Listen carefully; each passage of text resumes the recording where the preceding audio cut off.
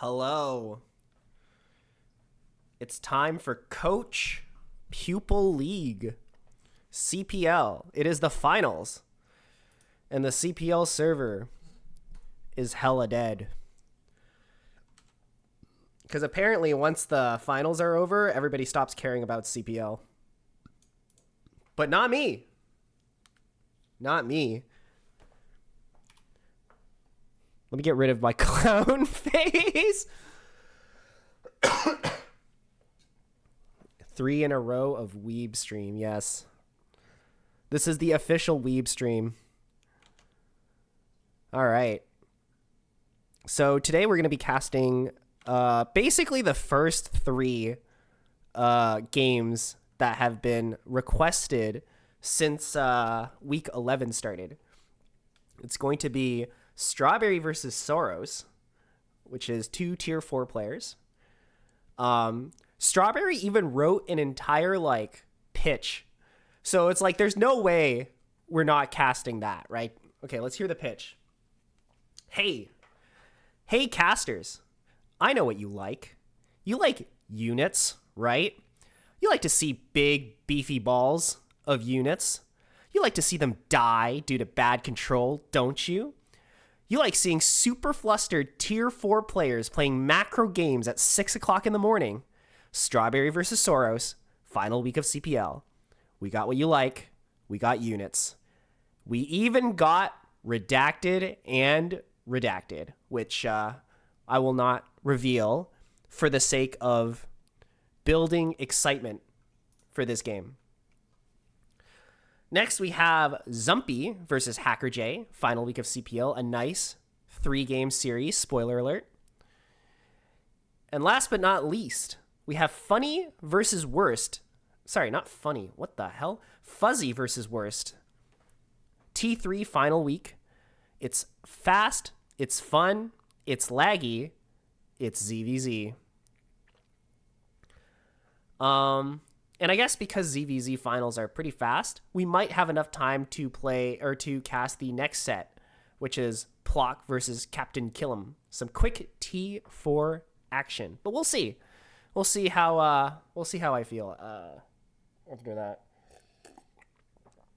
Let me just get the game set up.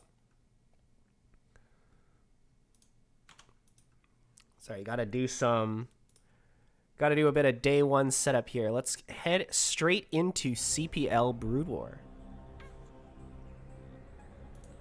We got the scoreboard here, but the scoreboard is not saying what I want it to say. So let's correct that real quick. So we have Strawberry from the, what was it? Strawberry is Bargain Bin Bonjois. And this is 0 effort Zealot Rush.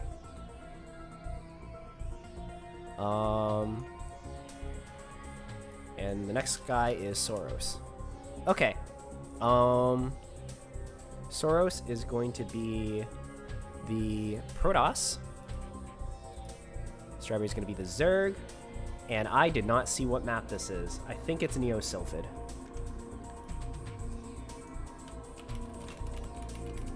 And this will be CPL 12, not CPL 11. And this is going to be 3rd place match.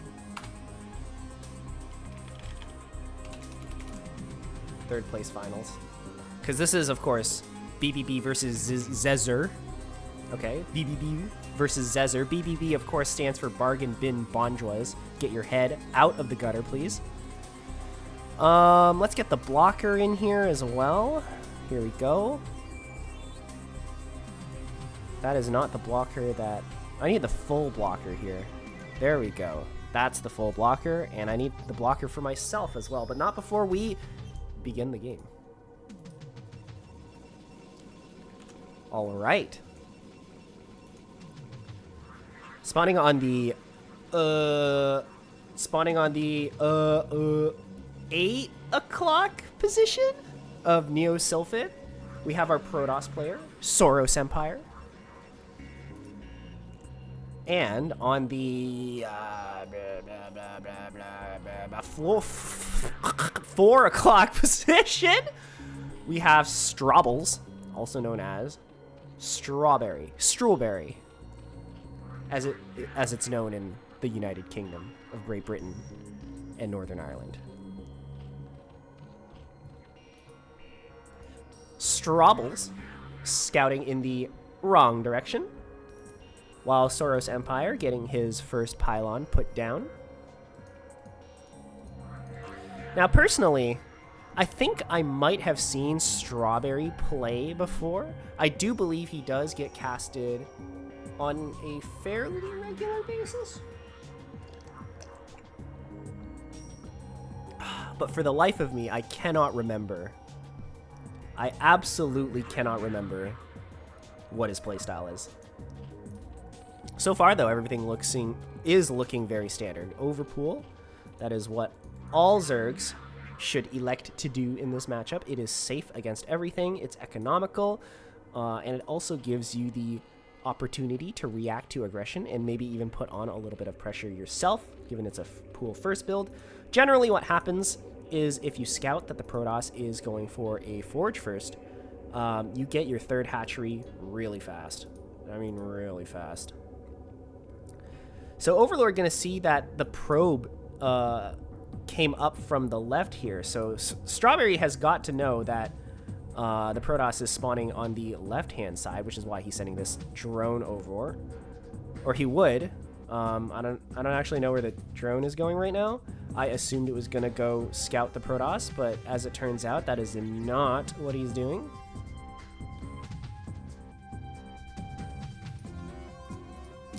And Soros, being extremely safe, decides to go for double cannon. So double cannon is generally not advised, like blind double cannon. Although Soros isn't even looking at it blind. He came in here and he saw that there's only 4 lings. So if there's only 4 lings, you need 1 cannon max if you really want to be safe. But apart from that, you're pretty free to just get your Nexus. But it is also possible that Strawberry has a reputation for being a Ling Rusher. And if you have a reputation for being a Ling Rusher, it's probably better just to get the 2 cannons. 2 cannons essentially beat Infinity Lings, something like that. Like, it's maybe a little bit less than Infinity, maybe a Infinity minus like 7. But generally speaking, if you get 2 cannons, that's safe. All right, a little bit of a fuck up on the wall there. Not quite getting it the first time around. Gonna waste like 30, 40 or so minerals. But it is important that you place it right. Because if you let the gateway build and it came online here, you would not be able to fit cannons here. And if Strawberry decides to do a Hydra Bust, it's so over. It's so over. It's Jover. But okay. The 2 players are playing very, very standard so far. Nothing out of the ordinary. We even have 2 probes here blocking the entrance to the main base. So Soros is actually very scared of a Ling Rush here. But unfortunately for him, that is not what Strawberry is doing. Now I'm trying to remember. Soros is on my team, and I vaguely remember giving advice to a tier 4 Protoss player to play really safe and defensive against a Zerg player. And I think that might actually be the 2 of them. I'm not sure. My memory is so bad, guys. I have like literally goldfish brain syndrome. It's really bad.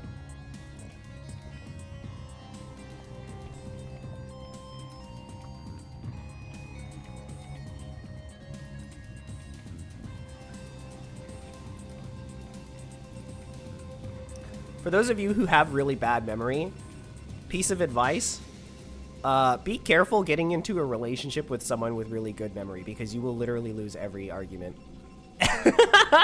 You'll literally lose every single argument Because they'll be like, well, remember like when this happened and when you did that? And I'm like, no, I don't remember anything. I have goldfish brain. Go easy on me. Something important to note about this wall is that the gap up here is immense. There is a gaping hole on top of here, and the reason why is because the pylon is placed like this. Makes you impossible to gaslight if you have good memory. Oh, okay, I guess you can use that excuse. You can probably use that excuse, yeah. I don't remember what happened. I don't think that excuse really works, though. Because they'll be like, well, I do. And I have better memory than you. So I know you did that. Anyways, this is a gaping hole here. That is actually a very obvious flaw of this kind of wall. Generally, what you want to do as Protoss is you want to put the pylon here. So the wall goes pylon here, forge here, gateway here, and then you camp your zealots there. I think. The forge is under the gateway, I'm pretty sure. I'm not a Protoss player, don't at me. But you do want all of your buildings in a line like that. Now, you might be thinking, oh, but that's an Artosis pylon. If it targets the pylon, then you're dead. That's actually not true, because in StarCraft 1, pylons are really, really tanky for some reason. Like, StarCraft 2 pylons have, like, 200 HP and, like, 200 shield. StarCraft 1 pylons have 300 HP and 300 shield. By the way, Strawberry is actually going to go straight into Hydras. We're not going to go Spire. And we're actually going straight into Hydra upgrades too. So these are going to be powerful +1/+1 Hydras that is going to be coming out for him soon. And I think he's going to go for some sort of timing based on that. Soros, meanwhile, getting his Corsairs out. This is always advisable to do against Zerg, but you want to send them across the map to do some scouting as soon as you can. This is pretty much your only consistent way to scout the Zerg player as Protoss. There's not really a better way to do it. But unfortunately, if the Corsairs are just staying at home, you're not really using them for their intended purpose. Obviously, Corsairs are anti-air units. Like, Blizzard designed them to be just like an anti-air fighter. But the meta says you gotta scout with them. And it looks like that's exactly what Soros is doing. He's sending his Corsair across the map. He's gonna come in here, see that there is a decent drone saturation, could be better. I think he more or less missed all of the Hydras, though, which is kind of scary. You are definitely looking for them. Okay, so we see 2 Hydras down here. We see that the main base is, like, very drone-light. So this is actually, I say this is decently saturated. It's not actually that well saturated. There's only 7 drones. Generally, you want at least 1 drone per mineral. But in Zerg versus Protoss, you typically want even more. But the weird part is that the main base has only 6. All right, that is not a lot of drones. So if I was Soros, I'd be a little bit nervous. The other thing is that he flew his Corsair right into these Hydras, so he knows that Strawberry has a decent amount of Hydras out in the middle of the map. And he responds 100% appropriately. This is what you do when you think that you're going to get Hydra busted. And with that, I feel like Soros is going to have absolutely no trouble holding this. In fact, I feel like the ratio between cannon and Hydra is like close to 1-to-1. Like, we have 10 Hydras and 7 cannons. We are literally so safe. There's nothing Zerg can do to us. This is also very interesting gateway placement. Generally, you want to try and cramp as many gateways as possible into one screen just to make macro a little bit easier. And if you don't know this, 2 gateways can actually fit on either side of a pylon. So we have 1 gate here, pylon, and we can put 1 gate here, and assuming there's no cliff here, we can put another gate there. So what a lot of Protoss players like to do is they just like to make a giant block of like 3 pylons and like 8 gates on either side of the pylon, kind of like that. You can see my mouse moving there. This is more like Starcraft 2 building placement.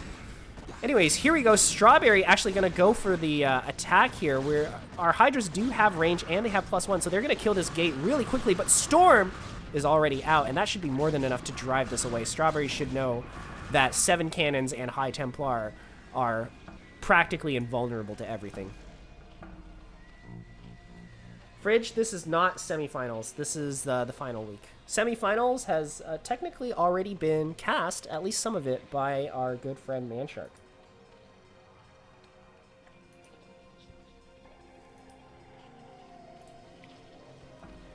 This is the 3rd place match between Bargain Bin Bondras and Zero Effort Zilla Rush. Okay. So Zerg has backed up. This is the smart thing to do. You absolutely cannot break into that.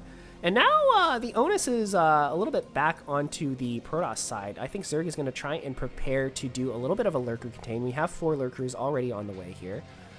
And it's sort of up to Protoss to try and bust out of here or try to engage the Zerg army before the lurkers finish. We have a lot of zealots. We have a ton of speed lots, actually. Holy, this is a lot of zealots. And I don't think the Zerg is really ready for this. But the army is getting a little bit split up for the Protoss, and for some reason we're getting a little bit scared here and moving back into the base. There really is no need for that because the Zerg just does not have that big of an army right now. Yeah, these are 3rd place games. These are 3rd place games, Fridge. Alright, so the Protoss is doing a bit of a regroup there. That last fight was a bit chaotic. You have 1 or 2 zealots going out just to scout and see what's going on. I'm sure that's was a 100% intentional move. But here we go. We're going to try to engage into this fake high ground here. I say it's fake high ground because it's not really high ground. But we do have our observer out, so the lurkers out in front should die quickly. And we have enough for a couple storms here. Storms, of course, very good against Hydras, but unfortunately we don't use them. At least not when, not in the best appropriate time. And they're going to follow up with a bunch of Ling reinforcements. Do these Lings have speed? They seem a little bit slow. Are these speedlings? Do we have Ling speed?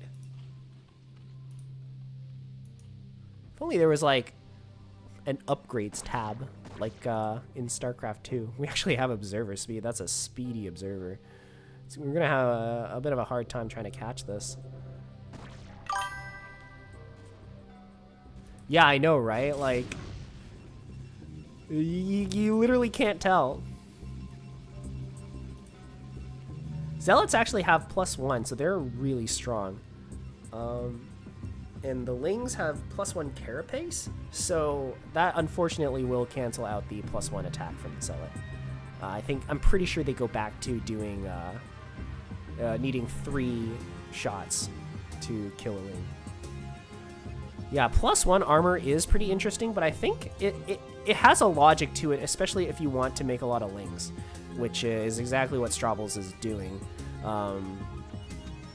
Because if you have Lings, then Zealots go back to doing, 3 shots.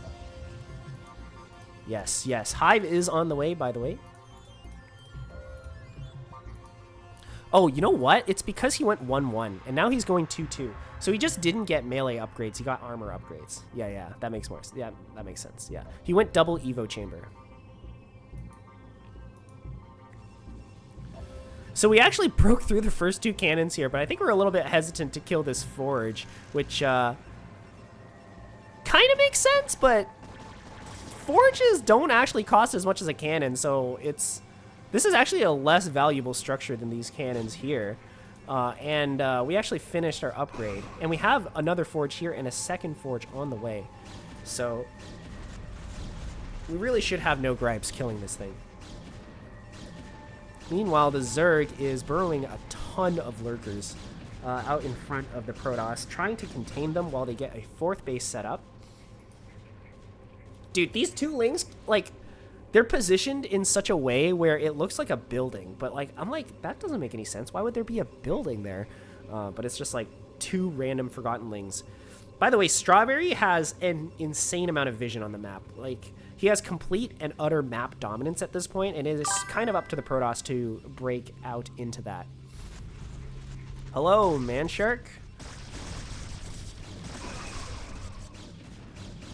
Yeah, this is going to be a banger cast. Only doing requests. No random games. Only what the people want. All right, Protoss starting to move out. We're doing this very, very carefully, which I actually like a lot. Oh my god, these lurkers are actually parked so close together. The storms are actually going to do a big number on them. These Hydras from the false high ground here are going to come up to try and reinforce. There's no storm coming down on the Hydra, so the Dragoons are unfortunately going to be prey to this ravenous group of Hydras. The Zealots actually moving forward. The High Templar gets sniped, but one at the back still has enough for at least a couple storms. One storm goes down, and another High Templar. Oh, this one doesn't actually have energy. So the Protoss is unfortunately going to be pushed back here. The Zerg maintains its complete dominance of the center. A new round of Goons now coming out. Goons, of course, are extremely they're a bit of the bulk of the Protoss army, especially now that lurkers are out. Zealots are simply like, Zealots are not as tanky as you would expect. Not in this matchup. Oh my god, please move the observer to the right. Please move the observer to the right. Please, Soros, the observer to the right. Soros, the observer. Please move the observer. Oh my god. Oh my god. Strawberry actually trying to save that. That was kind of funny, but okay. Protoss has busted through the initial choke, but there is a lot of Zerg just kind of out on the field.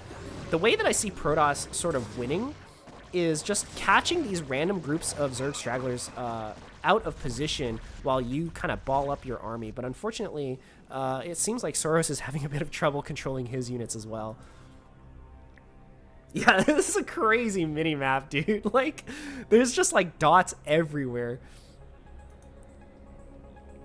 The army for both players is very, very spread out. It's very spread out.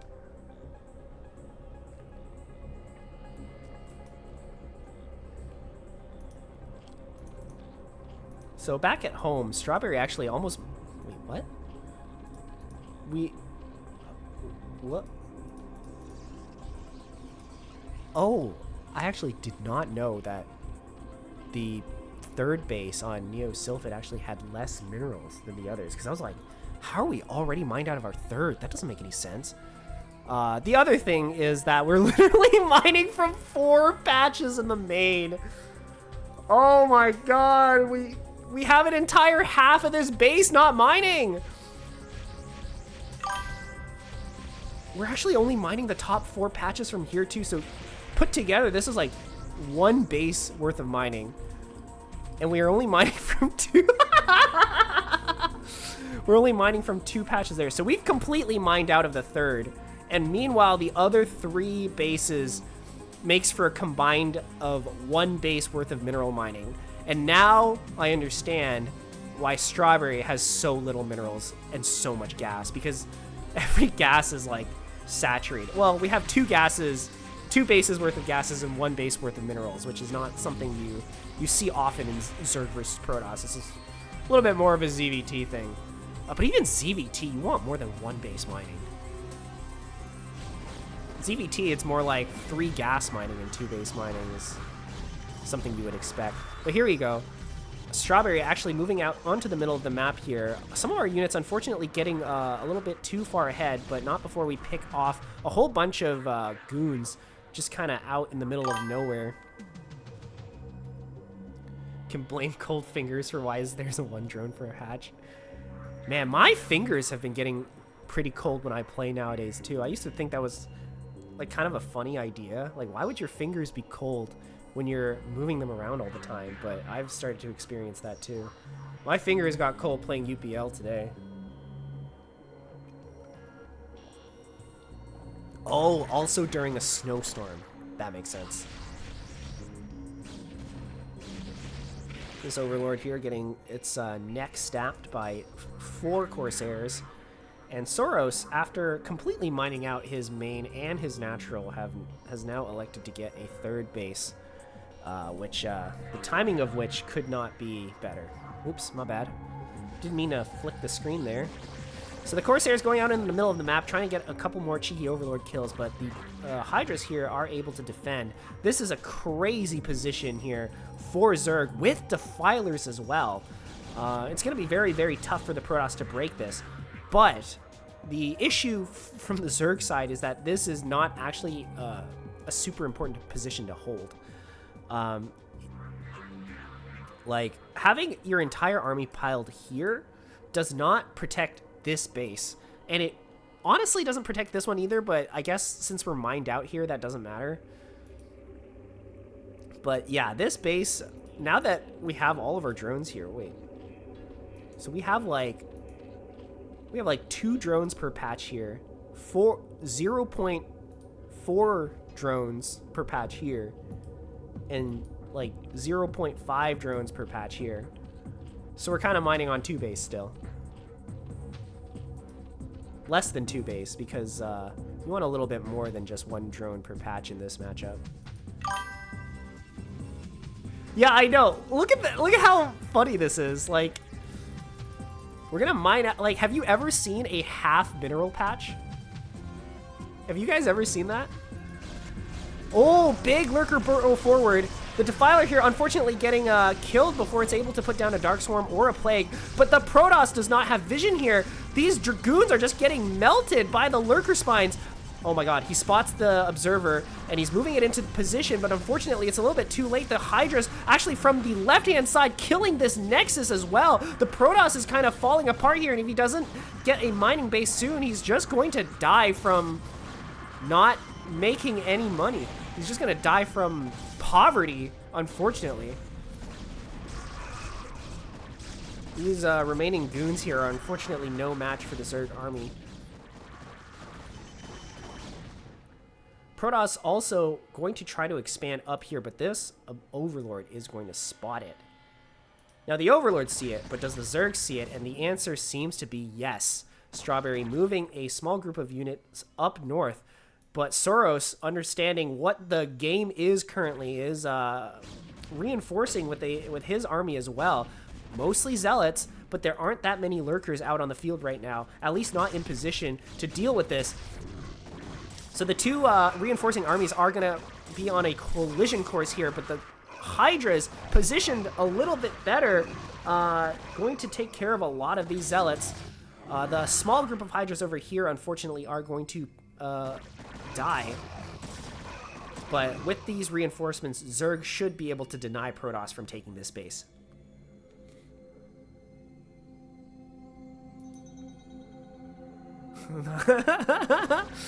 Yeah, these probes are not making it home.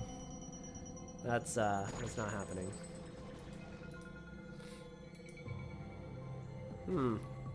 Storm.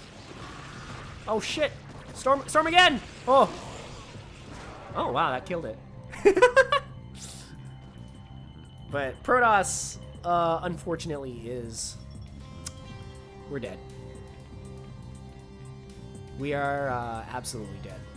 We have no mining, 600 minerals, and 400 of those minerals need to be a Nexus. And I don't think there is any universe in which Soros is going to be able to get a Nexus.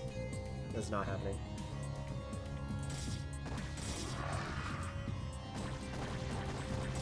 Why do we have burrowed Hydras here? Oh, did we misclick that?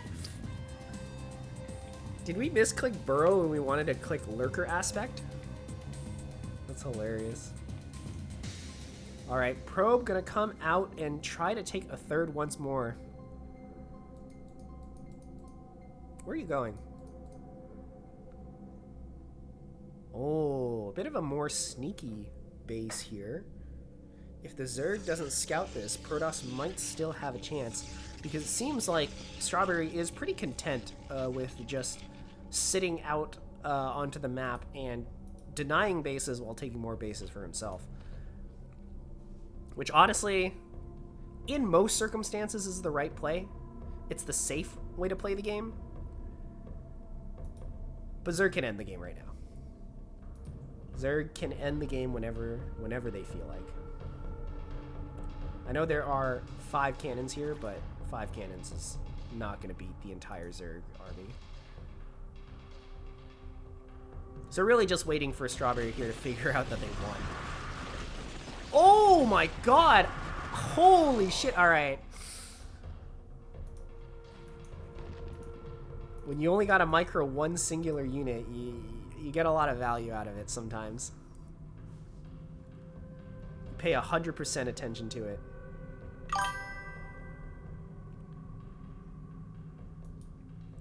Yeah, he took this base. 7 o'clock.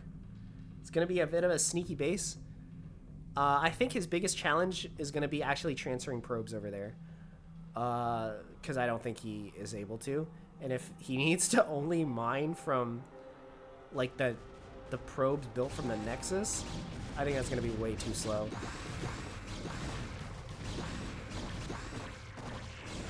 Alright, Zerg coming in here, gonna start sniping a bunch of these defenses. Gonna pry open the Protoss turtle shell.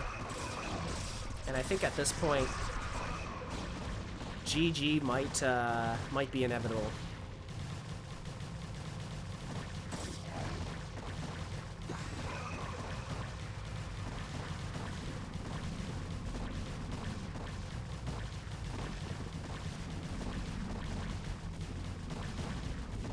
It might be G-Jover.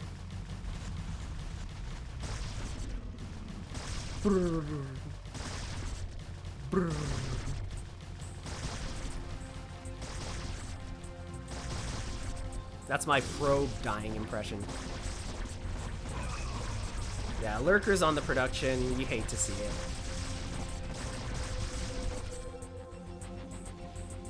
We have about as many probes mining here, though, as Zerg is mining in their main.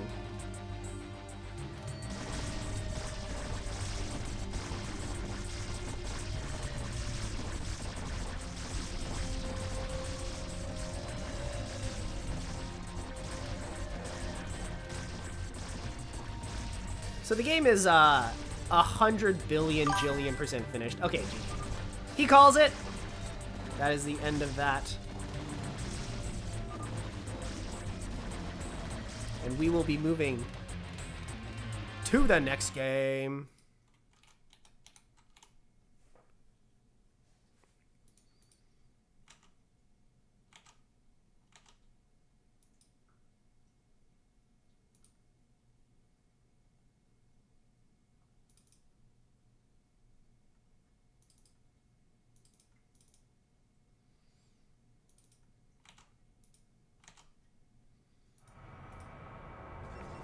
Here we go. Game number 2. Gonna be played on Knockout. And I need to update the scoreboard.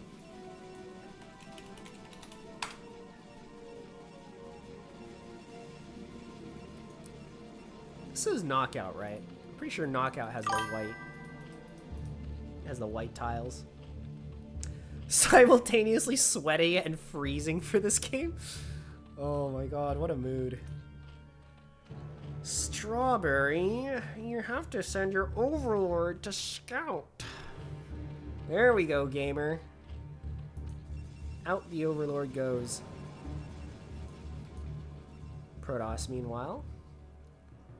Is he gonna do the wall correctly this time? Or is he gonna do the wall that is gonna have a giant gaping hole in it? Unfortunately, it's going to be the wall with a giant gaping hole in it, but maybe Zerg doesn't capitalize at all. Oops, let me hide the replay panel for myself. Don't want to get spoiled on the length of the game. Now, what is Zerg going to do? 12 hatch? 12 hatches? Wait, that's not 12 hatch. This is a scout, drone scout. Nah, it's gonna be overpool. Zerg always gonna go for the overpool. The drone going for cross scout. We got a bit of a map hacker here. How did you know Soros was cross spawn, Strawberry? What's your secret? Is it because Soros is Protoss, so you just kind of always assume he's cross spawn? Oh, he blocks the gateway! And I think this cannon might be a little bit... I think this cannon is one square too far forward. I don't think a gate fits here. I think he might need to put the gate here. Oh no, he can't put the gate there anymore. Wait, can a gateway fit here? I don't think a gateway can fit there. I think Soros fucked up. I think Soros fucked up.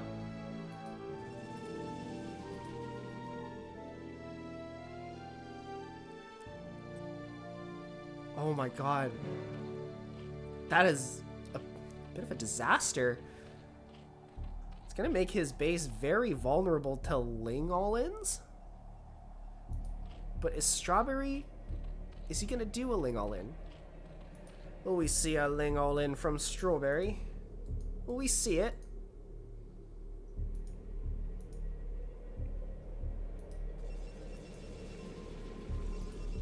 So Nexus is going down. We still have the 2 probes parked there. That's really cute. Honestly, if you're like a tier 4 player, this is perfectly acceptable.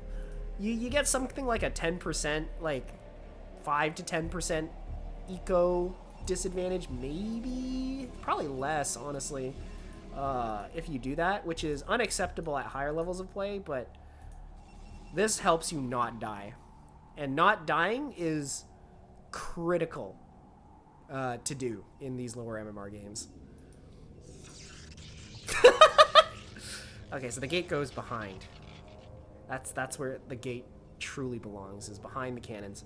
Playing the way Blizzard intended, for the cannons to be out front, because they're defenses.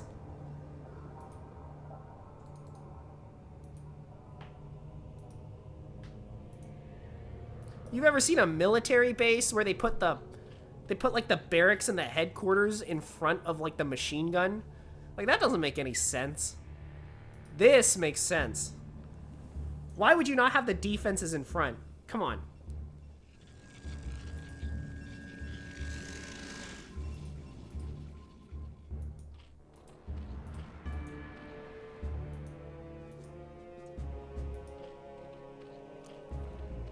So at this point, I'm getting a little bit worried for Soros.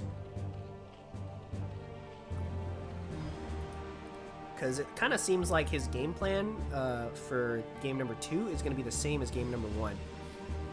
But I'm not entirely sure the outcome is going to change if nothing in the build order changes. The unfortunate reality of tier 4 gaming is most of the time you're just going to have one build, and that's just going to be the build you know how to play.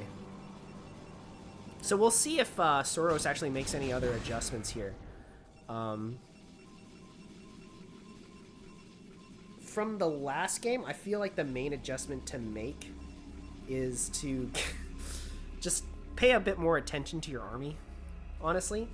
Like, Soros had his units kind of scattered about, and we got our goons picked off here and there, which you never want.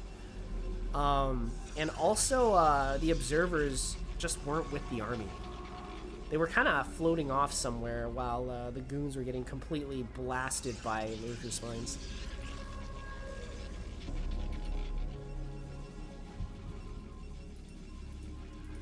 So Stargate coming up. This is all very good and standard from the Protoss side. We want to get our scout out as quickly as possible to know what the Zerg is doing. Zerg going for the Evo chamber once again, but a faster layer this time. Double Evo chambers, so Strawberry seems like they're more or less doing the same build. Once again, gonna go for that +1/+1 into some kind of Hydra pressure. This is all very stock standard Zerg gameplay. At least lower MMR Zerg player gameplay. Higher MMR, usually you get the Spire out so that you can either have Scourge for the Corsairs or 5 Mutas. But honestly, this is a perfectly good build to play at tier 4. In my experience this season was if I don't have upgrades versus Protoss, I die. Yeah, totally fair. Totally fair. upgrades make a huge difference, especially in these like big army versus big army engagements.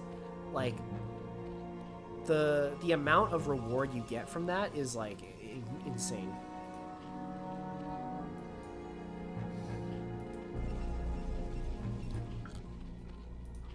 If you're at an upgrade disadvantage, you really feel it in this matchup, especially if you're fighting Hydras versus Zealots, Hydras versus Goons. Like, you're gonna want to be on top of upgrades. It's never a bad thing. Corsair flying out instantly. Soros playing Protoss the way it's intended, or the way the meta intends. We come in here, we see Hydra Den, Double Evo, and Aspire still on the way. We're going to come up here and see a suspicious lack of drones. And the Hydra's coming up from behind here should signal to Soros that this is going to be a Hydra-heavy mid-game. Unfortunately, it's not worth it to lose the Corsair to get the Overlord kill. Oh, but he just barely saves it with 5 HP remaining. That's only one shot. Doesn't even get it. Yeah. Okay, neither side actually gets anything. It's just badly bruised 2 units, and then they both retreat.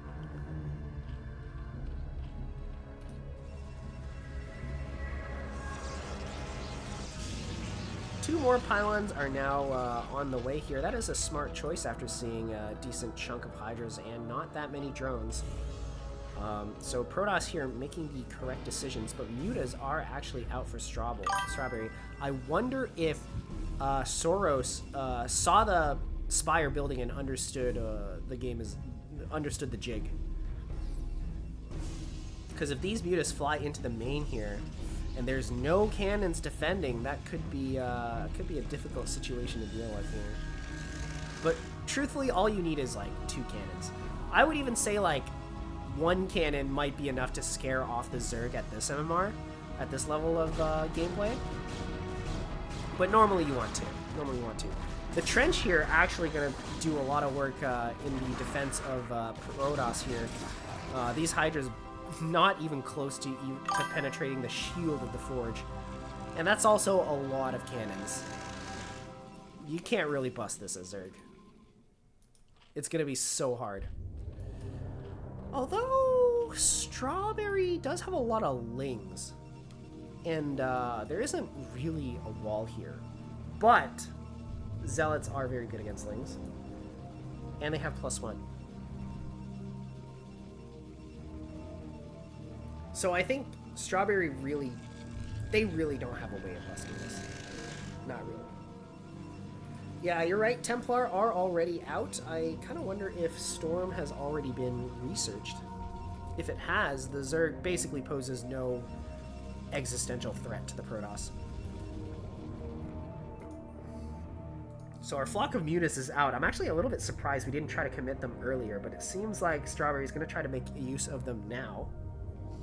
They are flying their way across the map, and it seems like Soros is doing a little bit of poking out here. Gonna get a couple of free lings. And I'm a little bit surprised Soros didn't try to reinforce this containing army here.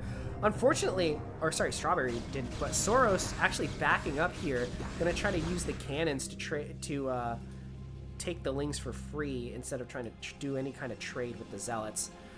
This is an unfortunately very slow way to start this.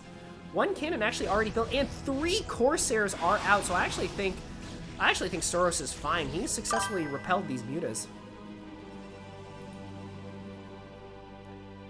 Okay, well at the very least, he repelled the mutas through intimidation because Corsairs are scary.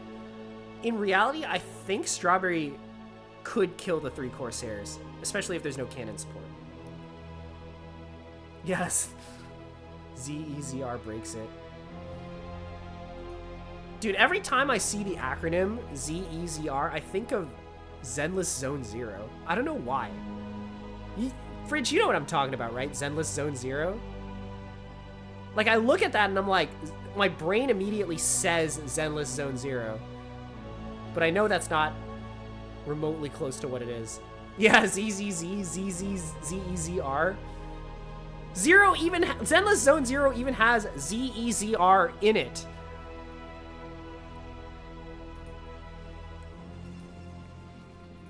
All right, we got multiple Scourge here, probably to deal with the Corsairs. And we're gonna try and get some damage done with this small group of mutas. Oh my god! Okay, the Scourge deal with it, but the mutas just got, like, put into some kind of epileptic shock here. The Corsair is just, like, the light show is, like, too much. It's, like, overstimulating the mutas or something. Yeah, anyways, this group of mutas is actually in a lot of trouble. They could fight it, but not when they get in range of the cannons.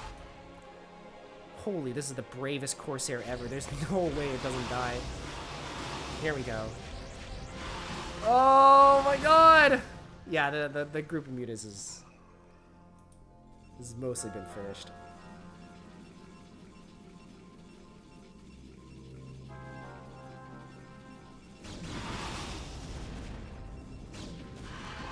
Yeah, unfortunately for Strawberry, these mutas have mostly outlived their usefulness, especially if the oh, they still kill that Corsair. Goddamn.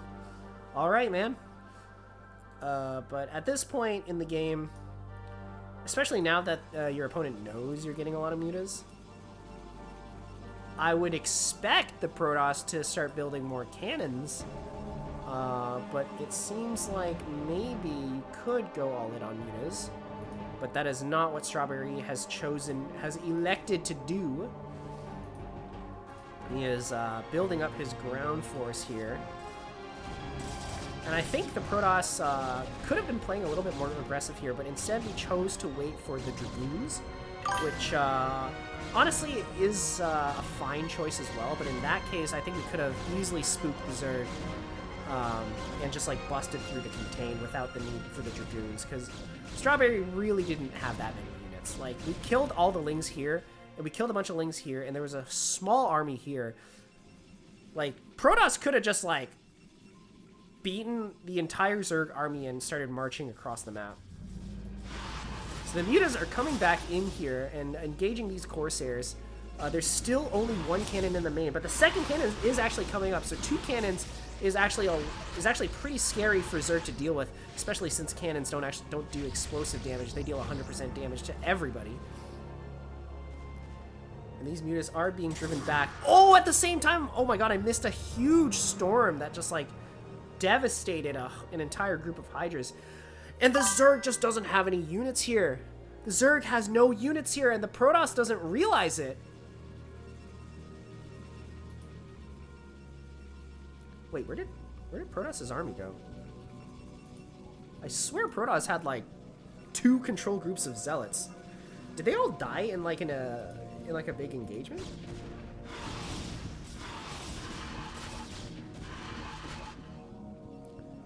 But yeah, these cannons have been doing work here against these mutas. Oh, they might have gotten stormed? I can see that. Alright, so Soros, this time electing to take a 3rd base before he mines out of minerals, which is a much more optimal time for that. We're going to aggro a bunch of Lings here. Might lose a goon or 2, but overall, I don't think the Zerg should be allowed to deny this base. We have more than enough units to defend it, but not if our army is completely out of position here. Come on, we got to move forward those units. A big storm here on a lot of these Lings. Yeah, we clear this army, but the probe that was supposed to build the Nexus is unfortunately dead. So we're going to need to bring another probe up here ASAP.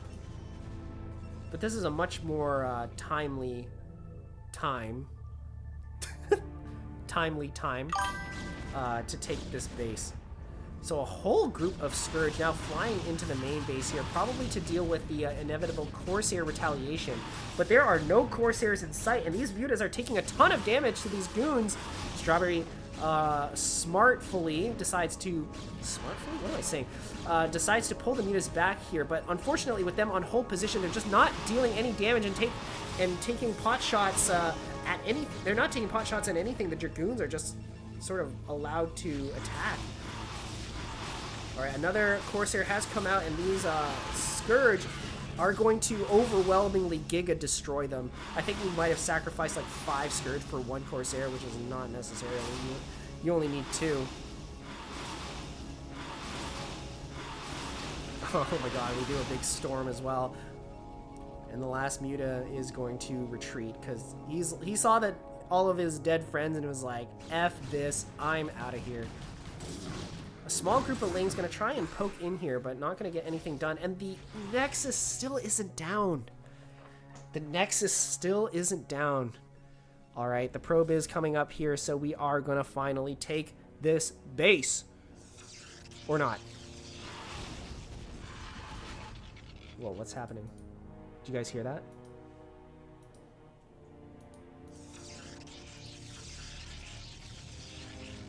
Secure the base first. As White Ross says, you make defense and then expand it.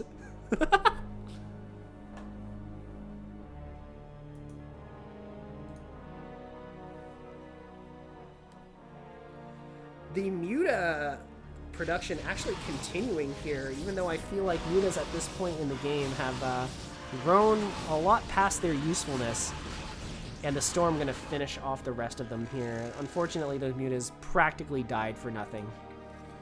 Mutas are expensive, too. They cost a lot of money.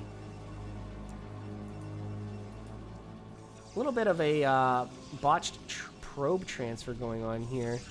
You can tell they're not clicked on the minerals by the way that they're not phasing towards each other, but it's also possible they're just waiting for the Nexus to finish first. This is like the most defensed base, like 7 cannons. But we are spending our money, and Soros, I think, is gonna take this base as well.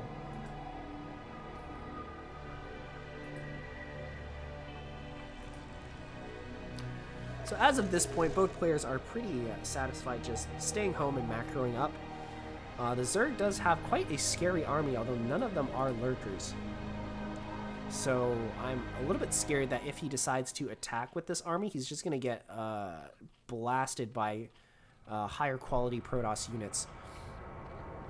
And it's going to be a very difficult army to control as well.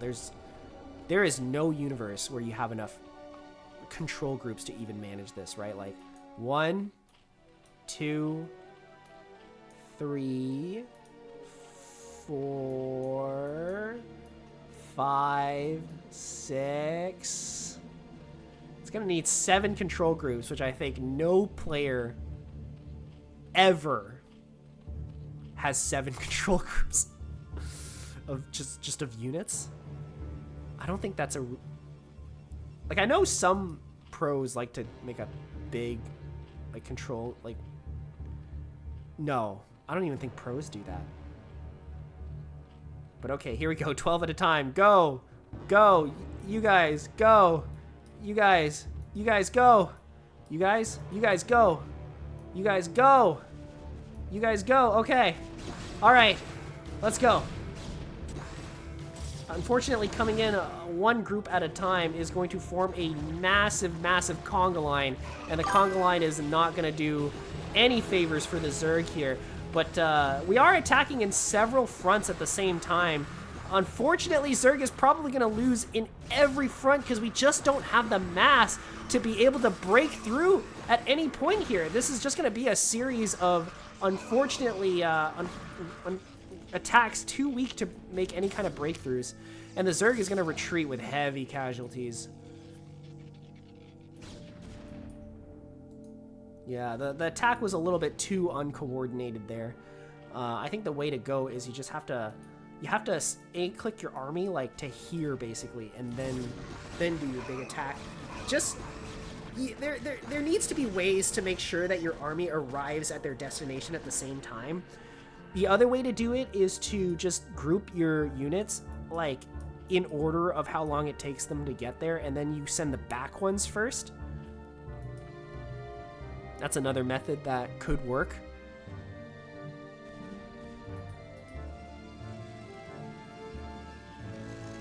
But a lot of times you want to try to avoid as much as possible, just conga lining into like 3 different locations at once.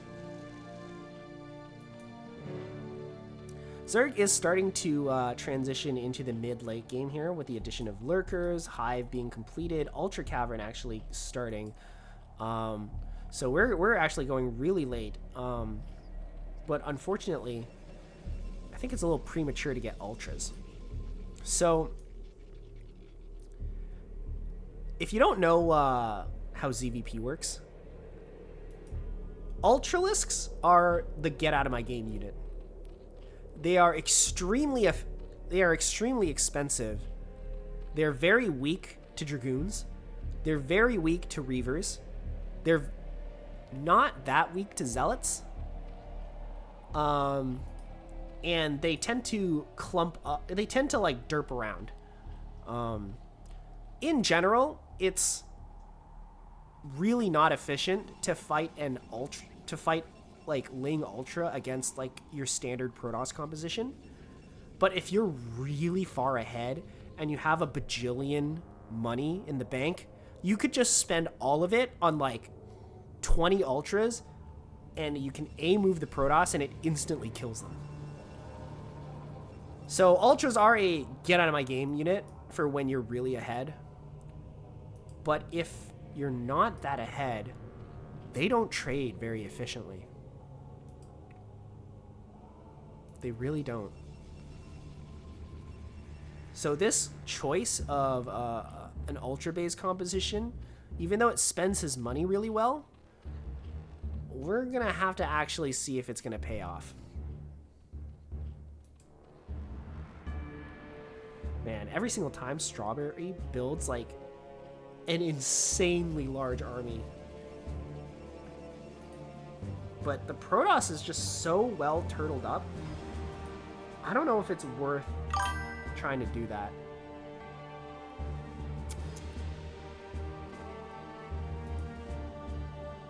Yeah, the macro is actually pretty good.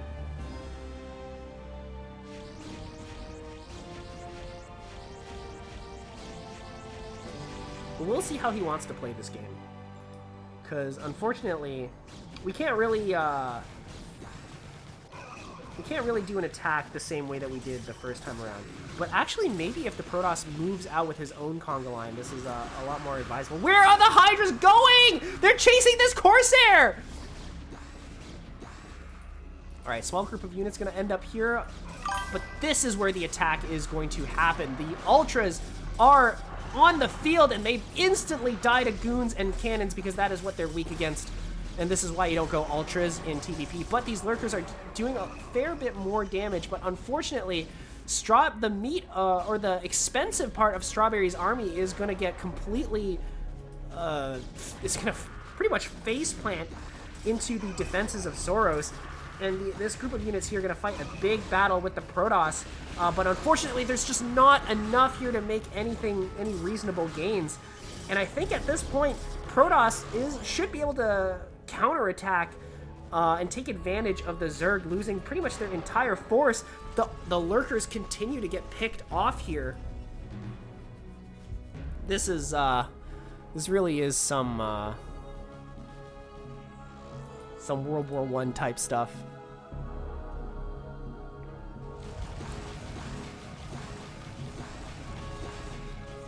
You know what happened in like the first couple days of World War I?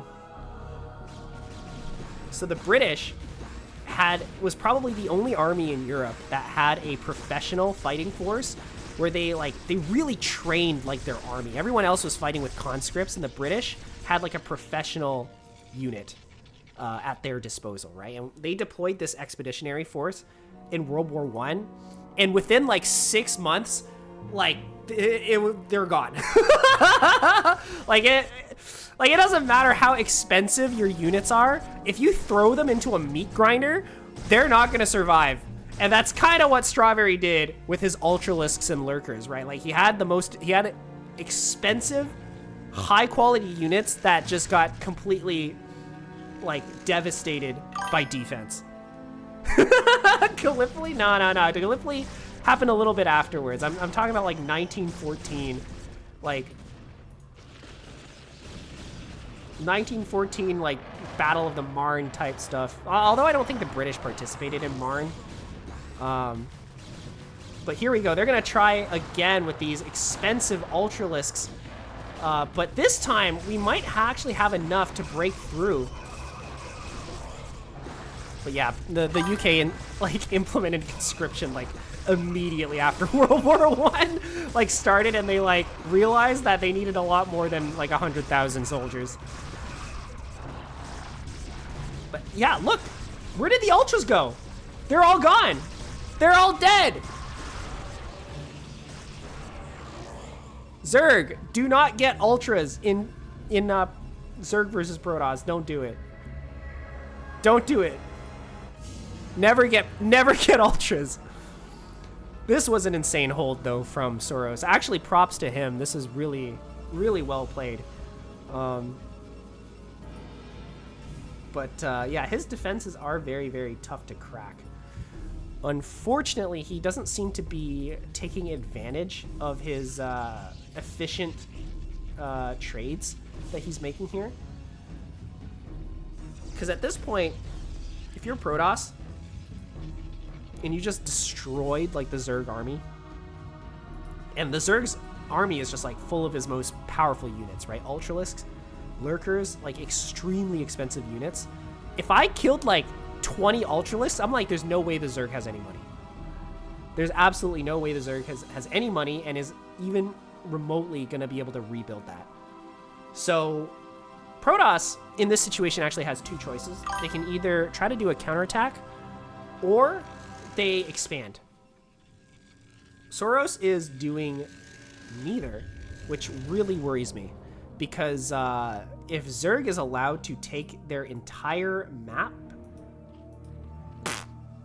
they can just keep sending in Ultras, and it doesn't matter how bad the trades are. They are eventually going to win purely off of attrition. If we're playing an attritional game and the Zerg has 3/4 of the map and you have 1/4, I don't know, man. You give that situation to Stork. Actually, no, Stork could totally. Stork could totally do it. I believe in him.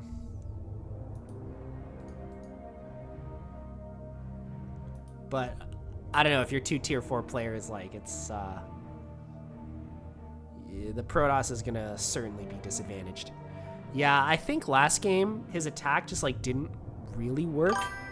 But I also think he lacked a bit of boldness in game number 1 as well, because there were a lot of points where I felt like Protoss had a really strong army and they could have, you know, moved out to do damage, but he was playing a little bit scared, I think.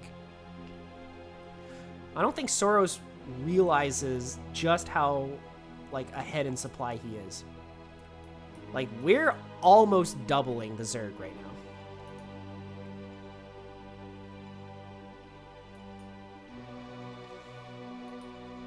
Okay, we're starting to move our units down. 2 control groups of units might be on a collision course with the entire Zerg army positioned here. I feel like a big battle might be underway soon. Alright, one Zealot gonna come out here and scout out the area. He immediately dies to these cracklings. But now that the Archons are here, no amount of Lings should be able to defeat this Protoss menace. The Archons doing an incredible amount of splash damage to these Lings, absolutely melting them. And the Zerg needs to do something to defend this base, because 3 Sunkens are not gonna do it. Lurker actually coming up, moving past the army here. Unfortunately getting picked off, but the second group of Lurkers is going to come up here and burrow right in front of the Protoss army. Oh my god, we have so many storms! We have so much storm! We have so much storm! Come on, call in the storms! That is so tragic. That is absolutely tragic. The Protoss army is unfortunately getting decimated. This attack a little bit too uncoordinated to truly do damage. But as Protoss, we're still kind of fine. We have a lot of supply, but unfortunately the supply isn't where we need it to be right now. Like, have some units here. We have gateways that haven't had their rally points set. And it looks like Zerg is going to try to deny Protoss having this base. Alright, a little bit of skirmishing happening along here between these small groups of units. It's kind of funny, Soros seems to, like, whenever Soros is, like, doing a massive attack, his army kind of disintegrates, just because things are a little bit uncoordinated.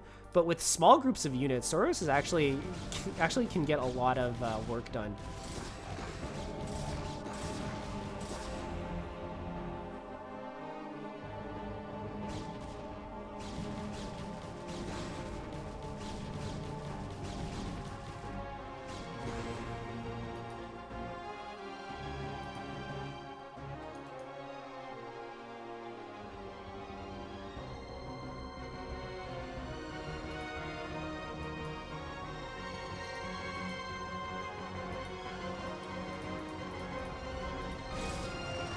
All right, we're gonna continue to push on to here. This area of the map, Soros has deemed crucial to the survival of the Protoss Empire. But Zerg doing a good job of sort of keeping him cramped up here. By the way, the vision from Zerg is insane. We see every single base. We know exactly where Soros's army is. We know exactly where he's trying to expand. And with this vision, we can pretty much respond to any kind of attempts that Soros might make to expand his economy here, and expand he needs to do, and he needs to do fast. We are completely mined out of our natural. We're completely mined out of our main.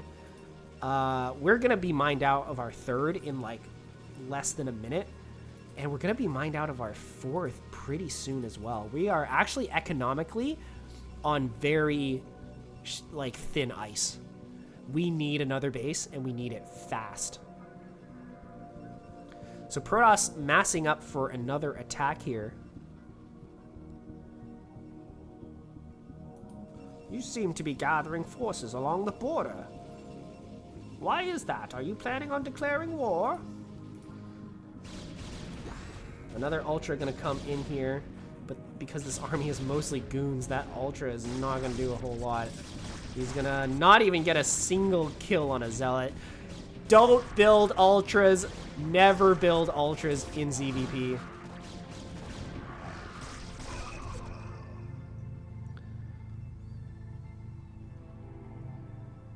Protoss is playing so scared right now.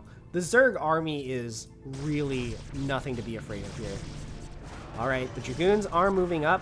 We deal with these lurkers pretty appropriately, and the Zerg actually very intelligently decides to move away. The Protoss army is overextending a little bit.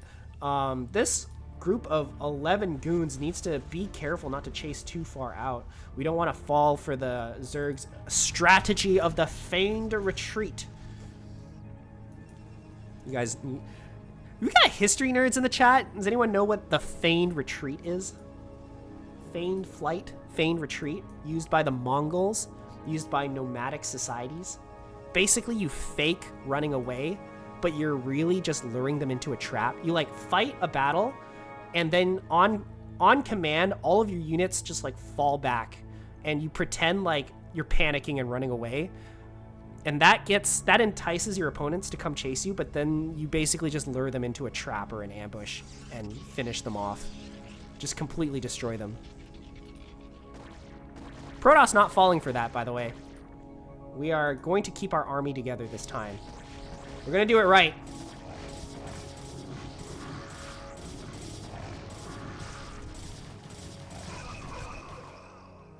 All right, we're continuing to move down here. I'm very worried because the Protoss doesn't have his entire army together. This is just pretty much half its army, and we have no Archons or Storm. Okay, we have one Storm, but it completely missed. And unfortunately, the small group of units is going to simply be pushed back by Cracklings. Cracklings are so good, it doesn't even make sense.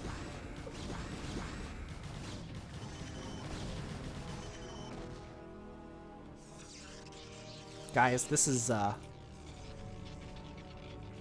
why you gotta keep your army together. Oh my gosh, 7 Guardians actually come out of nowhere and decide to just start causing havoc here. Unfortunately for Strawberry, this base is pretty much useless. It's completely worthless. But this is going to cause a lot of panic in the ranks of the Protoss. One High Templar going to be sent over to deal with this. He does have enough energy for almost 3 storms, but not if he simply walks into the range of the Guardians without doing anything!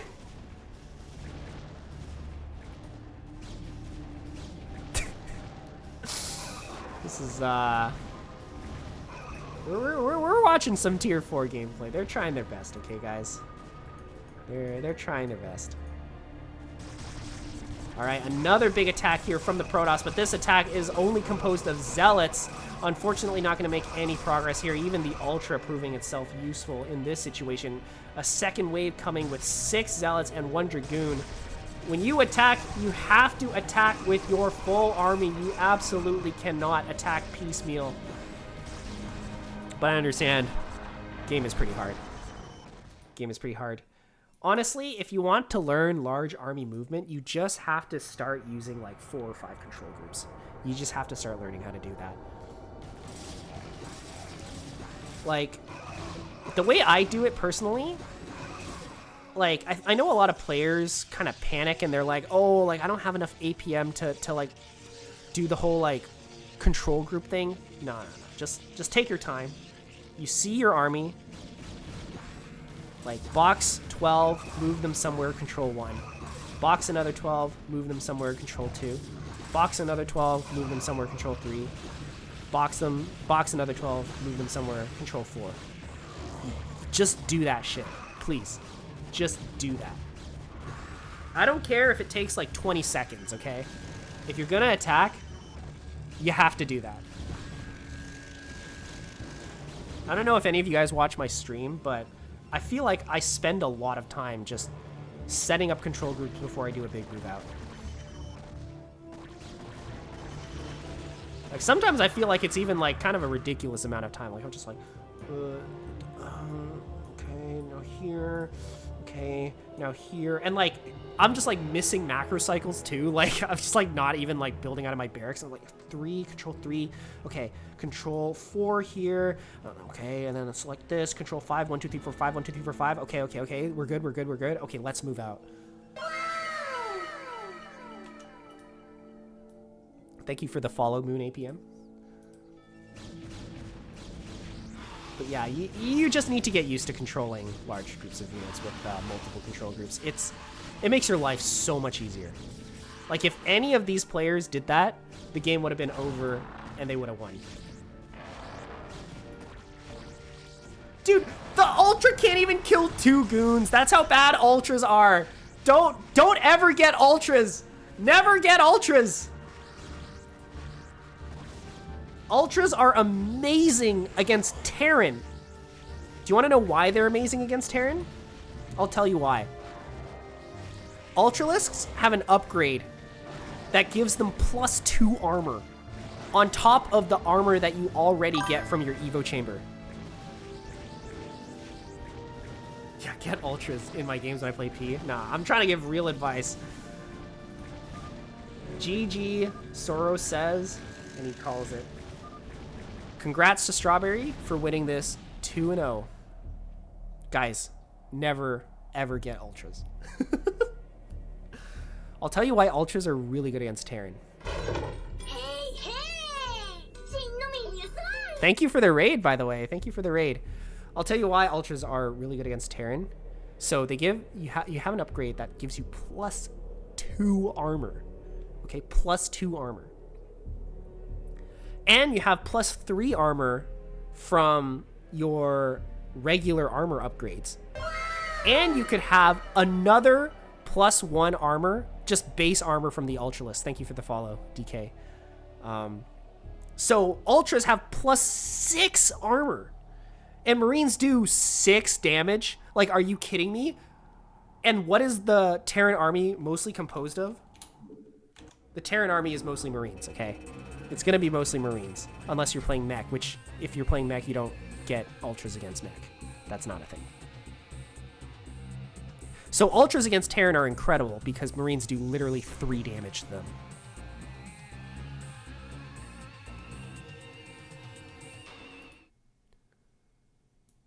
So please get ultras against Terran.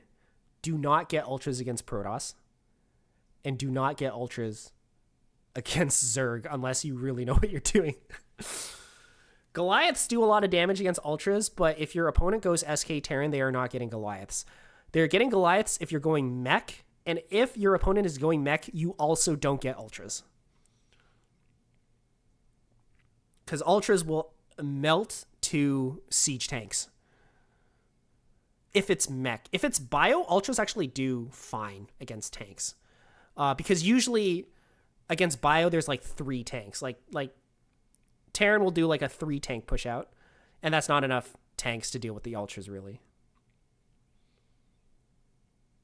TVC is so fun. We were kind of ultras. This is probably why my wrists hurt permanently now. Yeah. TVZ hurts your wrists if you're Terran. You gotta control a lot of units. All right, let's move on to the next match.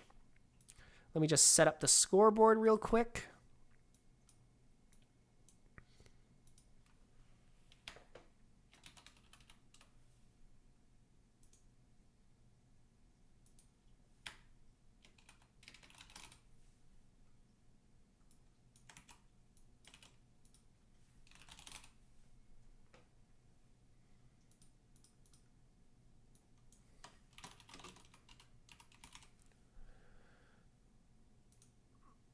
Toss with no Reavers is much better.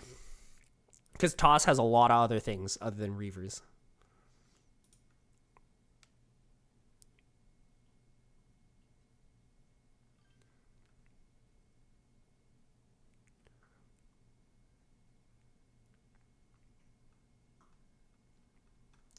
All right, let me find the next set of replays. It's going to be hackerj versus Zumpy.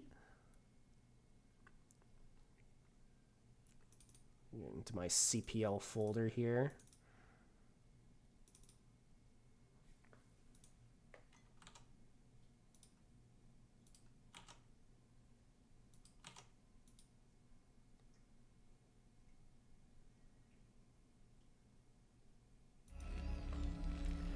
Here we go. Here we go on Neo Sylphid spawning on the...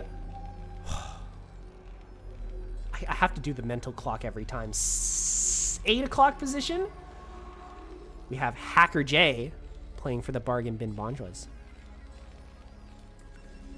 Spawning on the right-hand side, playing for Zenless Zone 0. Nah, I'm just kidding.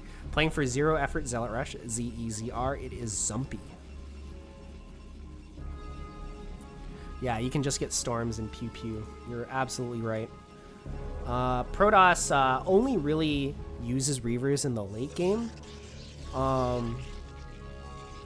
Basically, at all points in the game, Protoss gets by perfectly fine with Storm being their main source of splash damage and Archons. Reavers are just like incredible on the defense, though. So you're gonna want those to defend any kind of extra expansions you get when you're trying to split the map.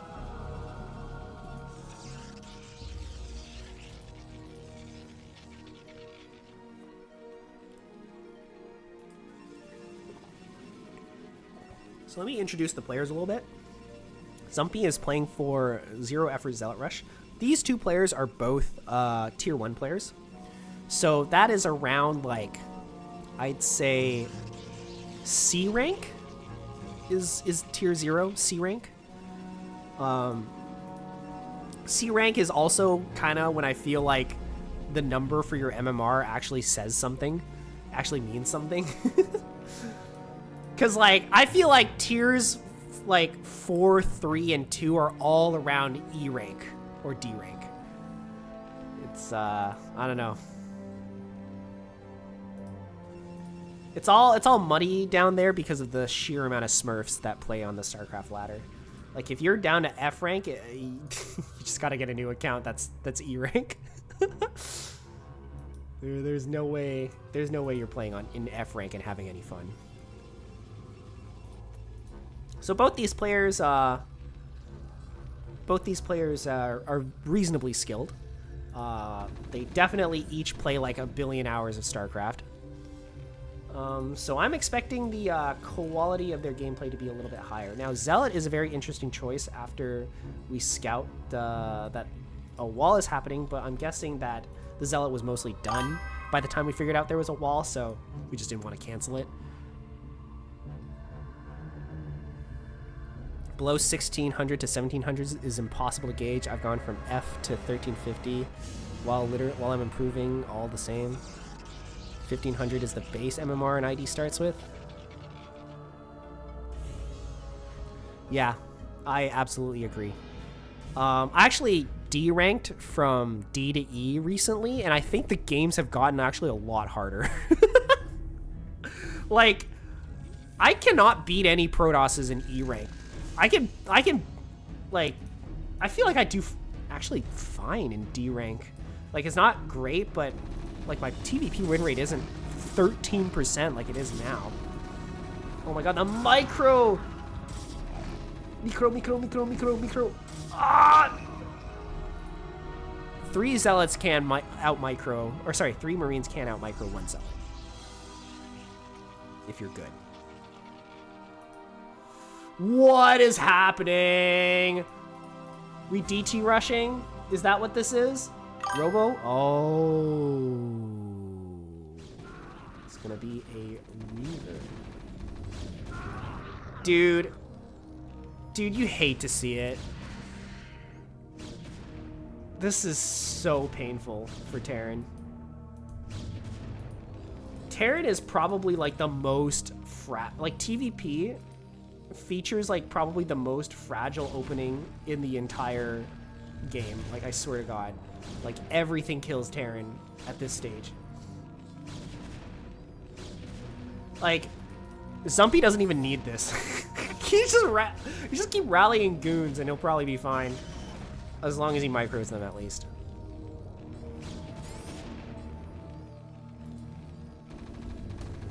Alright, our tank is out, so the goon can't really do a whole lot anymore, and he doesn't have any more goons behind this. Yeah, I know, right? This looks like my F-rank games as well. God, dude. F-rankers are so gross. Like, I don't know what it is about F-rank. Like, when I played Protosses, yeah, he did get, like, 2 SCVs. But when I played Protosses in D rank, they're like, they just like macro, they sometimes do a little weird thing. They like to go carriers, they like to go arbiters, whatever, right? Protosses at F rank, they gas steal on 4-player maps, they manor pile on you, they build double gateway at your natural. Like what is it about F rank, man? Like, why do you just... Protoss, they just bully too, and they like micro the shit out of their probe as well. Like the only players to like kill SCVs with probes happen at F rank. Like, D rank players do not do that, F rank players do. By the way, these are very ambitious kind of attacks being done by Zumpy here. Like, I don't know if I personally like pushing with like 3 Dragoons. But this is the real meat of this proxy, is the Reaver. And the Reaver drop is going to fly straight into here and potentially cause a ton of havoc. But Zumpy is extremely all in right now. He doesn't even have a Nexus. You're supposed to be ahead of bases as Protoss, and he's behind. This absolutely needs to work. hackerj actually moving out with double siege tank, and he's gonna spot this proxy like immediately and be like, oh shit, I know exactly what's happening. The elevator has already begun. Oh my god, but the Reaver, oh my god, pick it up, pick up the Reaver! No! This is a disaster, absolute disaster. This is game over, dude.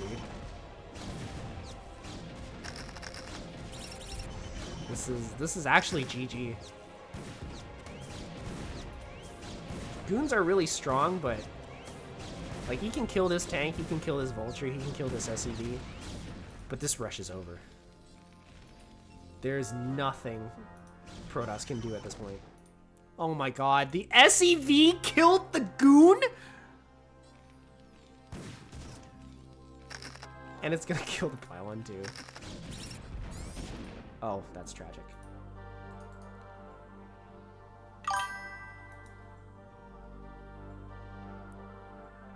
The SEV killed the goon, guys. Terran actually so Tasagi. Okay, we're gonna attempt this again. But mines have already been laid everywhere. This might be an immediate and unmitigated disaster. As a Terran player, I gotta say, this is extremely satisfying to watch. As a Protoss player, I don't know, I don't care about you guys. Go back to the beach. Let me have my victory.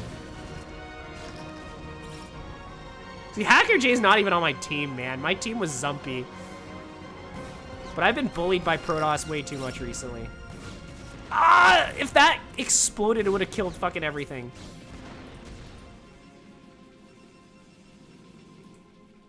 That looked like it was about to be an incredible mind drag, but it was not.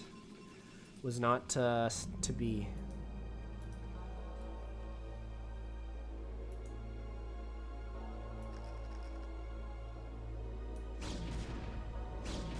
All right, that's one lucky Reaver. Might not be lucky after it dies immediately after being dropped in, though. That might be a little less lucky.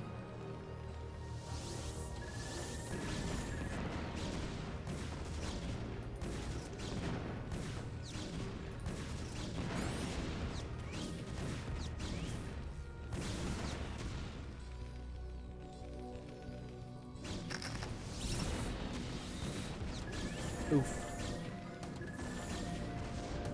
Oof. Oof. Oh. Oh, God. I'm a Terran player. I feel a little bit of... I still have a little bit of empathy for Protosses. Oh. Oh. Okay.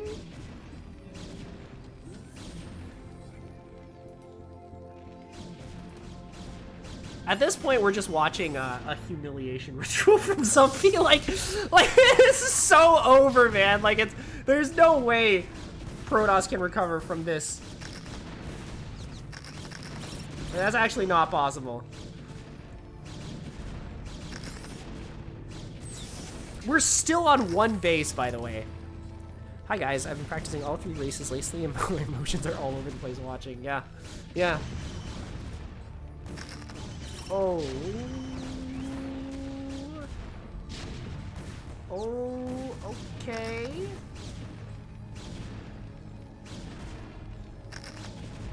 Okay. Okay. Okay, you know, we're doing stuff. This is kind of impressive, honestly.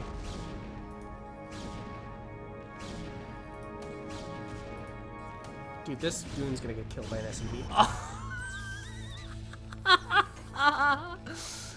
hackerj's SEVs putting in work today. Absolutely, 100%. This dropship, I think, is gonna be the end of the game. Like, Protoss has nothing. Protoss's only hope right now is to put so much pressure on the Terran in the front here that Terran just, like, leaves out of sheer annoyance. But unfortunately, things are going so poorly for Zumpy that, oh my god. Okay. Things are going extremely poorly for Zumpy, and I think this is going to be the nail in the coffin.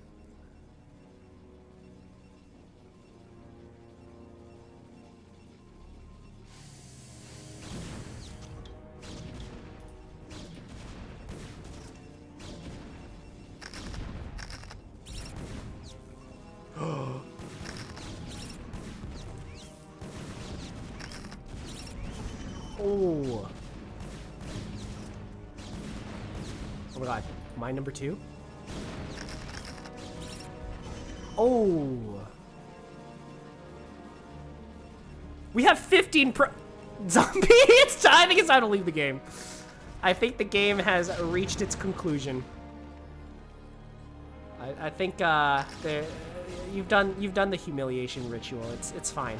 It's okay, man. You can just GG.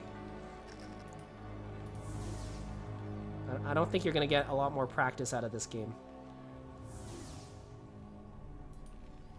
Not a whole lot more. Not a whole lot more you can do here. Terran going up to 5 fact now. We have more factories, twice as many factories as Protoss has gateways, basically.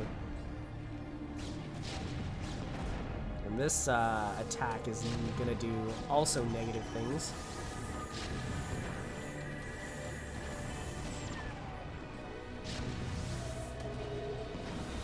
Okay, it kills the tank. That's not nothing. But, I don't know about, this game. So, now we are getting another base, but we can't because there's a mine there. Oh my god. It's fine. It's okay. Just go next. Go next. The proxy didn't work. The proxy didn't work. It's okay to just go next, man. This proxy got scouted immediately. It's unfortunate. Hey, hey! Oh, thanks for the raid, Saiyan. Thank you for the raid. Yeah, we're currently watching Protoss go through a humiliation ritual.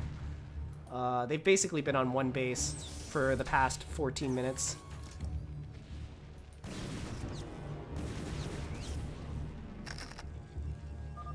Okay, now we GG. Oof. That, didn't quite work out for Zumpy. But you know what? That was, game number 1. Alright, that was game number 1. There's no telling how games number 2 and potentially 3 will go. Because, honestly, you fail the proxy, you can't really do anything. Like, you're on 1 base, and Terran's on 2. There's like, nothing you can do at that point.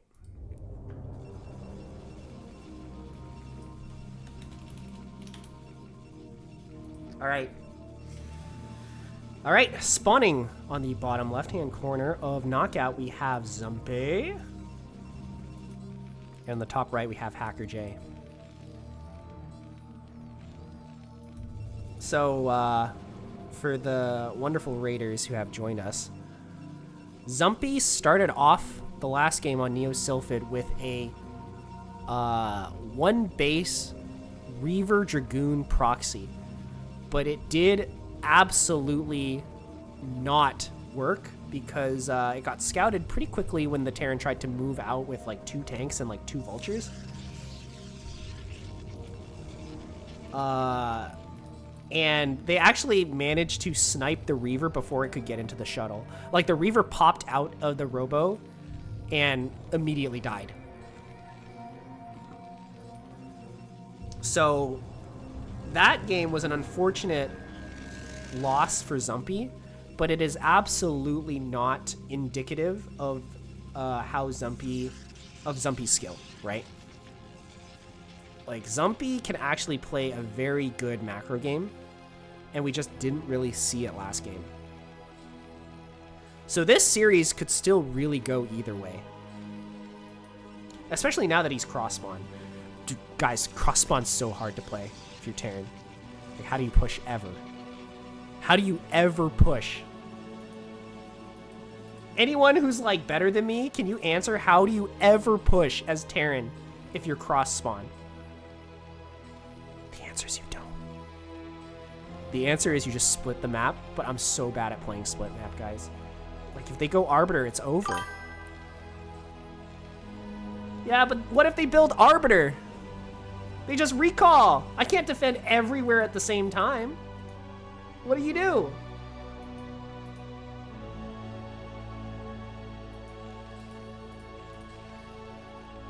We'll see how much of just sit there Hacker is going to do this game.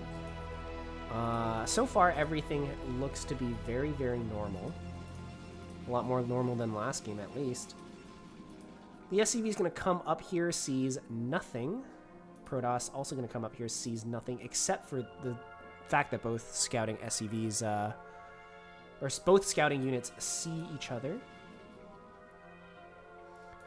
hackerj going to continue on with his Z scouting pattern, or N scouting.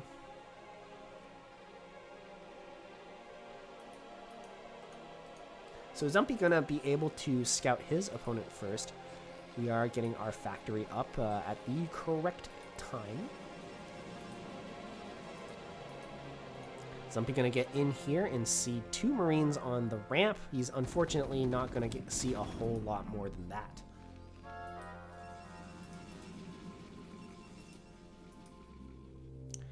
Terran comes in here, sees nothing. It's cross spawn. Fuck! Fuck! Not cross spawn. I should add that as a sound alert. Dude, I love that soundbite so much. The fuck, fuck, fuck. It's a little bit overused in like shorts and like Instagram reels, but it's really funny and I like it. Oh, wait, what are we doing? What is this? What? Is this FD without a tank? Wait, what are we doing? Oh my god, be careful, Zumpy. Oh my god. Oh my god. Oh my god. Oh.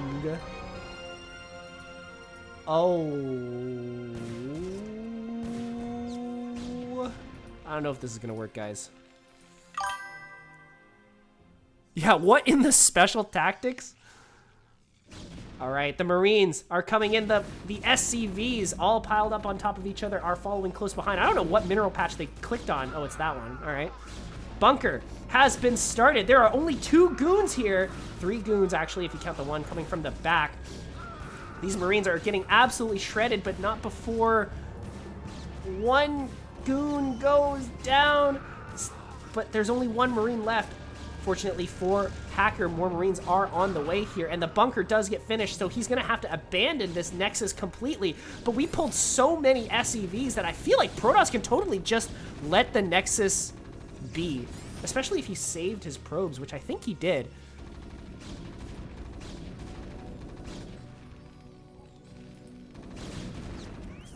But yeah, there's no way he saves this Nexus. I'm actually kind of impressed that hackerj lost 0 SCVs in this attack. I'm kind of impressed.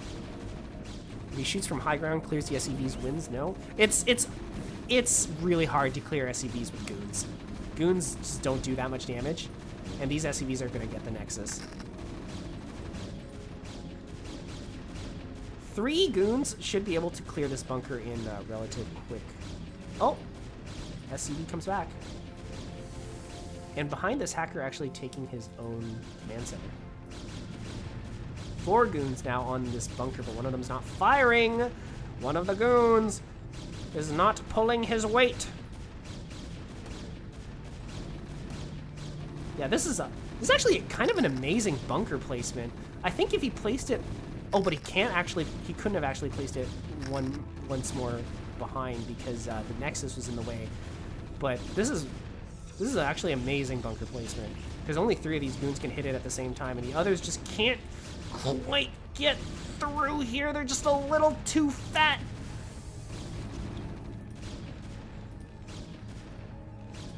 Is this tank gonna go into siege mode?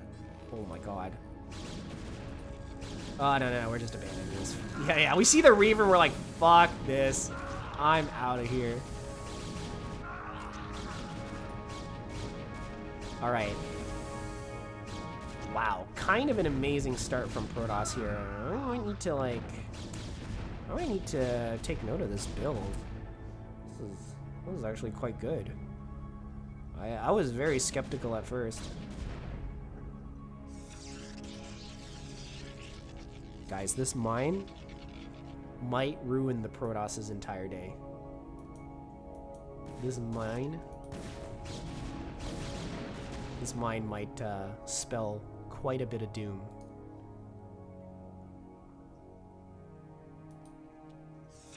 We'll see if anything happens. I hope I don't miss that mine exploding. Meanwhile, Terran has his base like completely set up here. We are in a wonderful position as Terran. Oh, but have you folks ever heard of the Bulldog? Have you guys ever heard of bulldogging your opponent? It is not what it sounds like. It simply means you have stuff in your shuttle and you have a lot of goons, and you drop the stuff in your shuttle on top of the tanks in your attack. Okay, we're gonna go in. There's only 2 tanks here, but the shuttle is not really being used. We are targeting down these tanks here. 2 of them are gonna go down. And Terran actually in a lot of trouble right now. We only have 1 tank here, but the shuttle and the Reaver should actually be more than enough to deal with this tank. The turret has gone down too, so now the shuttle has free reign to do whatever it wants, and it's gonna come out here and deal with this tank as well. Actually, it doesn't even need to deal with the tank. The goons can deal with the tank. Oh my god. Big, big, big Reaver shots here. 6 kills on the Reaver. And Terran... Oh my god, are they dead? Is Terran simply dead?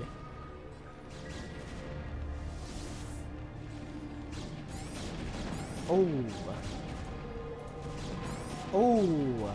Yeah, I think... Ah! Okay, this Reaver. Yeah, hacker calls it. There's no way you can continue from here.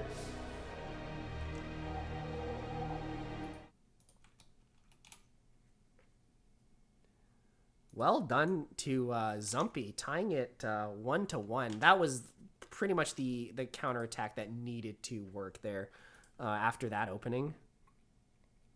Yeah, that Reaver killed so many SCVs.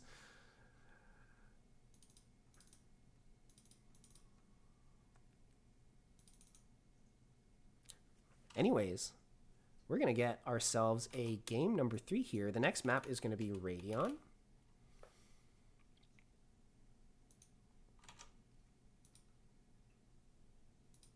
Let's, I don't know, let's jump straight into it. All right. Spawning on the bottom left. Once again, cross spawn. It is Zumpy. The pause was me taking a sip of water. It was not a pause for dramatic effect because you probably heard me drink the water. My mic picks up a lot of stuff. That's good water. Spawning on the top left, our Terran player. Playing for the Bargain Bin Bonjours, it is hackerj.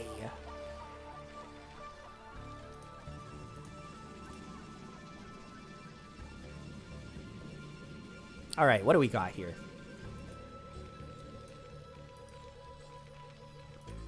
Seems like hackerj is going to go for the marked on the floor wall off. I don't know what else to call this.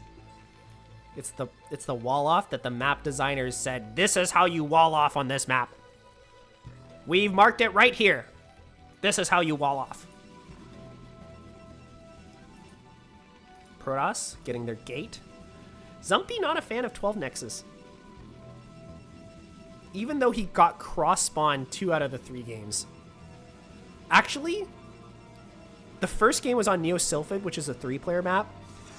So I want to say he got cross-spawned 2 out of 2 games. 100% of the time he got cross-spawned.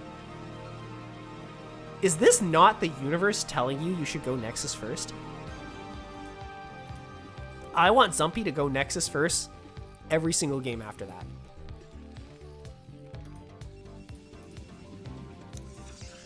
Honestly, if he went guys, listen. If he went Nexus first 2 gate in that last game, he might have held that. Do you guys agree or disagree? I'm pretty sure cross-spawn Nexus first 2 gate holds SCV rushes. Like, that SCV rush was pretty much an anti-Nexus first SCV rush, but you can't do that if they're cross-spawn in 2 gate. What? Alright, hackerj is really afraid of something. Oh no, wait, what am I saying? This was a gasless expand. This was a gasless expand. This is actually kind of clever. I like this. I like this. Zealots can't go through here, can they? I actually don't know what the walling situation is. Like this, like if it's like this. I have no clue.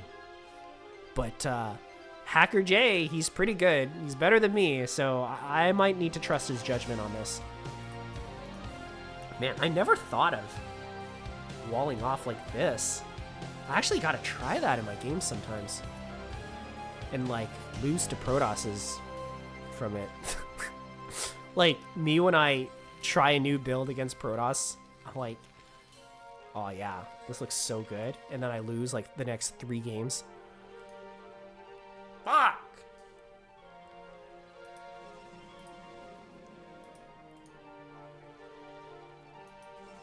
Nexus is coming down. This is actually a decently early Nexus. I believe that was either 21 or 23. So Protoss won't be that far behind. Oh my god. One Dragoon, the scariest thing in the universe. Why did we lift the barracks? We went Gaslix expand and we only built 1 Marine? Okay, I know hackerj is like better than me, but there's no way. That's so greedy, dude. That is literally so greedy. This is like greedier than CC first, like I swear to God. This is the most greedy you could possibly play and expect to even like, can you even expect this to not happen? I guess Zumpy only built 1 goon. Second goon is on the way here. But like, bro, we got nothing. We got nothing. Only now are we able to afford building a tank. But I'd say hackerj is actually pretty lucky that the bunker even finished. We have 1 Marine in the bunker. This is so greedy, guys. Guys, never do this. This is so greedy. Oh my god, if you do this on ladder, you're gonna lose every game. Every single game you're gonna lose. And Zumpy's not even like a passive player. I would say Zumpy's actually pretty aggressive. The garage door is closed on the wrong side of the map, I feel like.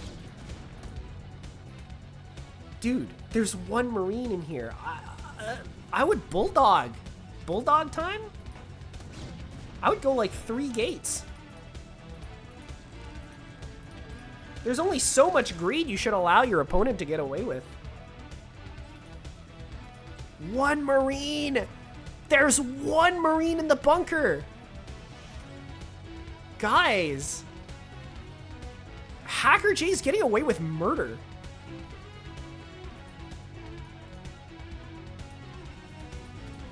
Well, it seems like Zumpy is not going to let hackerj get away with everything, because he is going Reaver. He's getting the shuttle speed upgrade. He moved out his Marine? What? Oh, I guess he built the Marine. Okay, there's 3 tanks here. 3 Dragoons absolutely in no universes in the entire collective multiverse. Cinematic universe of Starcraft does 3 goons beat 3 tanks. The opportunity to do a big bust is a little bit past at this point. And hackerj even knows it because he like dismounts his Marine. Not dismount, you guys know it. The 3 tank push has in fact started. We have 2 factories behind this, mass producing only vultures. We're getting siege mode and ion thrusters. Hold on. Is this the Flash build? Is this the build that Flash used in that Jinjin made a video on? And then it got put into the CPL spreadsheet, but it's coming like really late.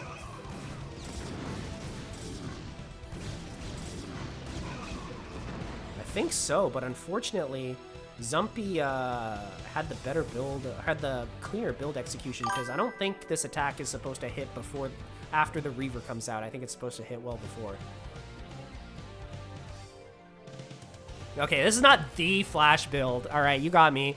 The Flash build is probably like 2 factory armory into 3rd base, like some shit like that. But there is a build order on the CPL build order spreadsheet that's like a Flash 3-tank push, where Flash is like, oh, all the Terrans think TVP is hard. If you think TVP is hard, you should just do this build. Unfortunately, it didn't quite work out for hackerj. All right, we're coming in with the Reaver. We have shuttle speed, so we're going to go right past those missile turrets, and the Reaver's going to land. My Caterpillar has landed into the Terran base, but we do actually have a turret up here to defend the shuttle from going too far in. And oh my gosh, we are only 1 HP away from dying, and there is a turret hidden there, and I don't know if Zumpy sees that, but the Reaver is actually going to get a huge dud. And we don't see that, so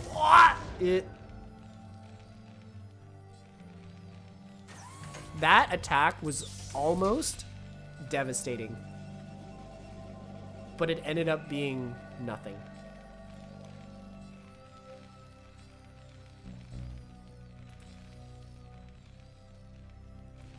Every day, I am thankful that the Blizzard gods have programmed Reaver Scarab to be as stupid as possible. Okay, we got our vultures out there laying mines around the map here. Protoss, only gotta be a little bit careful. Make sure your goons don't like walk out in front of the observer and die to mines. That would be embarrassing. Imagine that, right guys? How embarrassing that would be. Meanwhile, hackerj is starting to mass up tanks. We have 2 more factories being built here and a 3rd command center. We're looking to take our corner of the map here. 5 tanks have started to move out. The Reaver and Shuttle combo is back for more. Of course, if you go for the shuttle speed and the robotic support bay, it would be quite a waste if you don't get more than 1 Reaver. Decent job picking off the first turret there. That's definitely annoying to deal with as Terran. We're going to come in here, see no base being built, but Terran is definitely taking steps to secure this location here.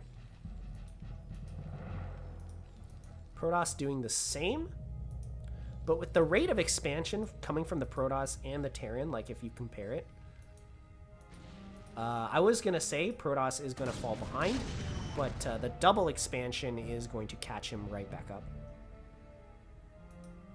Ideally, you get a 3rd expansion, so go up to 5 base.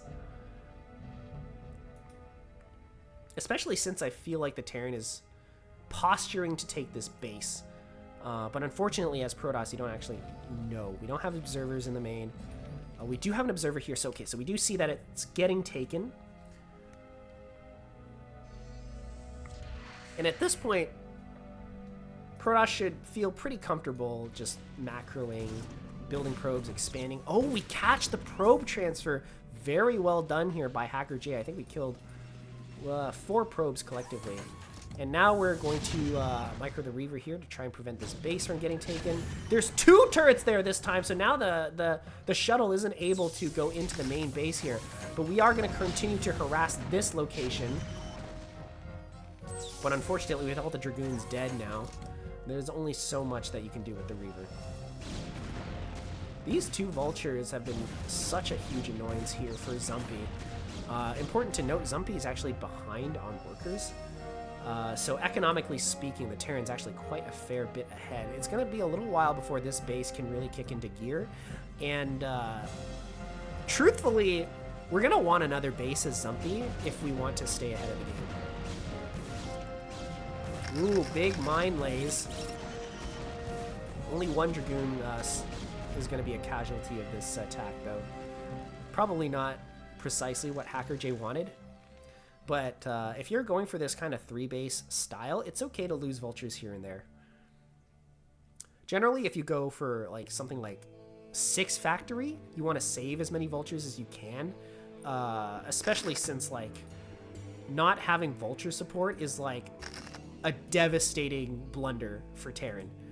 Like you can have like 1 million tanks and they'll die to like half as many zealots or something. Like it's really bad. You always get vultures. But yeah, I mean, like if we're going for like 3-base play, you can lose vultures here and there, trade them for probes, have them lay mines everywhere. You're essentially waiting to max out, right? And on top of waiting to max out, you also are waiting for 2-1 to finish. Currently, we have 0-0, so it's going to be quite a while before those upgrades really start to kick in. I think they might be even a little bit late because we went for that early 3-tank build.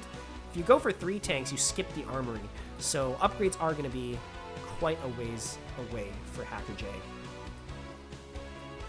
He's going to have to live without them for a while.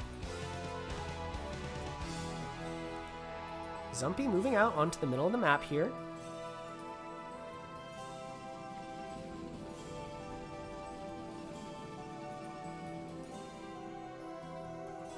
I have an incoming ad break. I don't know how long this game is going to take, but I'll snooze it for now, and then I'll play the ads when we take a little break between the series. Because this is game number 3, so we're going to... we're probably just going to have a little bit of a break after this.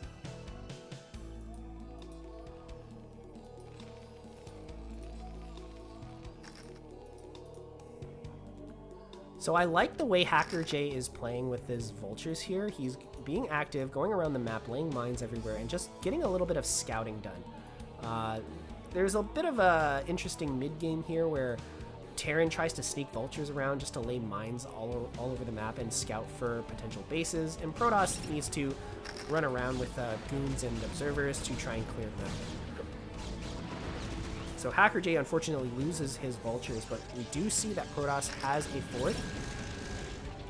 And now that Protoss is starting to clear out some of these mines that are in like base locations, you have to imagine as Terran that they're going to go for their 5th soon. Continuing to be active with the vultures here, laying mines absolutely everywhere. Don't you hate it when that happens? You like tell you have like a group of 12 vultures and you tell them to lay a mine somewhere. They all like go there and then lay one mine and pile on top of each other and become unresponsive for the next 10 seconds. Every Terran knows that. Our squad of Dragoons has now moved to the bottom left. By the way, if you're Protoss and you get 2 corners, 2 extra corners, and Terran doesn't stop you, the game's pretty much over. Like, it's just kind of over. Like, I don't know. It's just so hard to push into the high ground there. Oh my god! But hackerj actually going for his big push now. We only have 1 +1/+1. The other upgrades are not that close to finishing, I don't think. And the tanks are actually kind of exposed in the middle of the map. Our vulture support is all the way behind here, so these zealots are gonna come up here for free and pick off a whole bunch of tanks. But the Protoss army's number has been reduced by quite a bit, so Zumpy intelligently decides to retreat here and wait for the Terran to continue his advance. I'm getting quite worried for Zumpy. Our supply is actually quite low. We have a lot of Storm Templar, but not a whole lot of clumps to storm. This group of tanks is actually kind of far forward. This army is actually very, very, very spread out, and this could mean that it gets taken apart piecemeal, which is something you never want as a Terran. One mine goes off, killing 5 vultures there. You hate to see it. And the Protoss actually in a decent position, but it's still pretty scary. The army supply is still even. And when I say decent position, I misspoke a little bit. I actually mean that we're sort of successfully delaying this attack, but everything is still quite precarious, and we really, really, really need to keep this delaying action going. But it's going to be harder. It's going to become pretty hard once Terran gets vulture reinforcements. But unfortunately for the Terran, there's I don't know. Our army is just very lopsided here. We just don't have vultures. Yeah, this is like a crazy spread, dude. These zealots come at the perfect time when there finally is vulture reinforcements. And it seems like the vessel is a little bit late here, so a lot of these zealots are gonna get free shots on the tanks. Storm comes down, killing 2 more. The zealots are mostly gone now, so the dragoons are forced to retreat. And this is yet another highly successful engagement and delaying action from Zumpy. This is what you want to do as Protoss, by the way. Just fight kind of on the peripheries of a really well-spread Terran army. And make sure you always fight when you have zealots. The zealot shield is so important because goons are very, very weak to tanks. If you can get the zealots to soak up the tank shots instead of the goons, then I don't know, you just keep the goons alive and the goons can deal with the vultures. Zealots absolutely cannot deal with vultures. Yeah, I don't know. Zumpy's just doing a good job.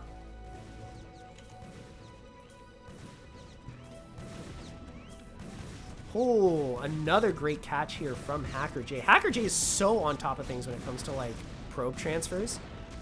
This is like the second time he's managed to get it, and he's gotten like every probe.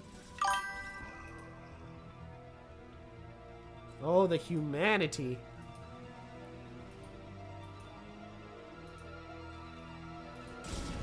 All right, we're continuing to clear a bunch of these mines here, albeit a little bit inefficiently. A lot of these zealots are actually just soaking it up. So here we go. The army, once again, feels pretty spread here. These vultures are going to come in here and try to lay some aggressive mines, but unfortunately they glitch out quite a bit. Do get the High Templar, though, so that's a pretty big W. And a couple of these goons getting aggroed up here are going to successfully kill 1 tank, but at the cost of their own lives, which unfortunately I think isn't very worth it for Protoss. But, oh wait, what happened here? Was this a mass shuttle drop that just occurred? Definitely wasn't a recall, because there's not a lot of units. Yeah, I think I might have missed that. Brain too focused. There's actually nothing really here for the Protoss to attack. This base is actually the really important one to defend. This is honestly a crazy spread from Terran.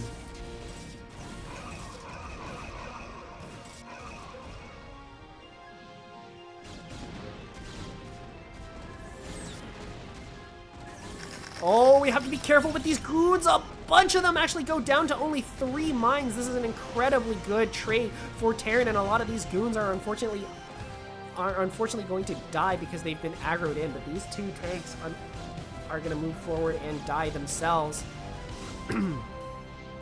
Actually, this one might get away. But currently, Terran is in a little bit of a bind. If they can't kill this base and prevent this base from going up, they're actually in a lot of trouble. How does he keep doing it? How does he keep doing it? Every single time.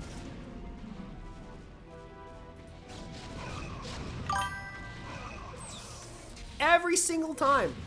How do I learn to do that?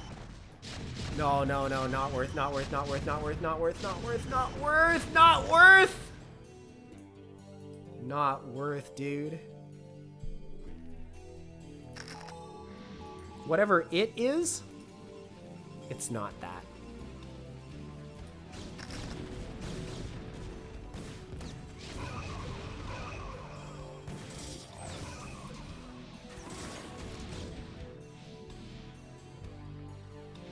So Terran continuing to posture pretty far forward into the middle of the map. I think this is a game where recall would absolutely wreck the Terran. We don't have nearly enough mines here to prevent a successful recall. We have arbiters out. Like, we only have one mine here. A recall here would actually probably be game-ending damage. But the one thing about the Terran's forward posture is it does make Protoss very nervous. Because if at any point Terran can just like unsiege and attack, that's quite scary to deal with. Unless you have both corners. If you have both corners, it suddenly doesn't become scary anymore because they're pushing into a base that doesn't matter.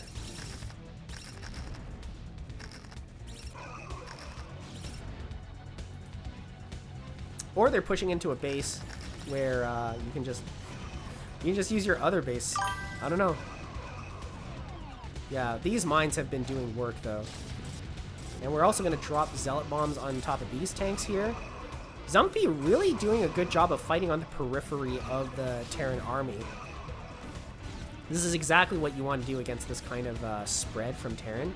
But now Terran feels pretty confident to move out and try to deal with the Protoss. I mean, he kind of has to. There's no universe in which he lets Protoss get this base or get this corner, and it's like a good outcome for Terran. He actually needs this a lot.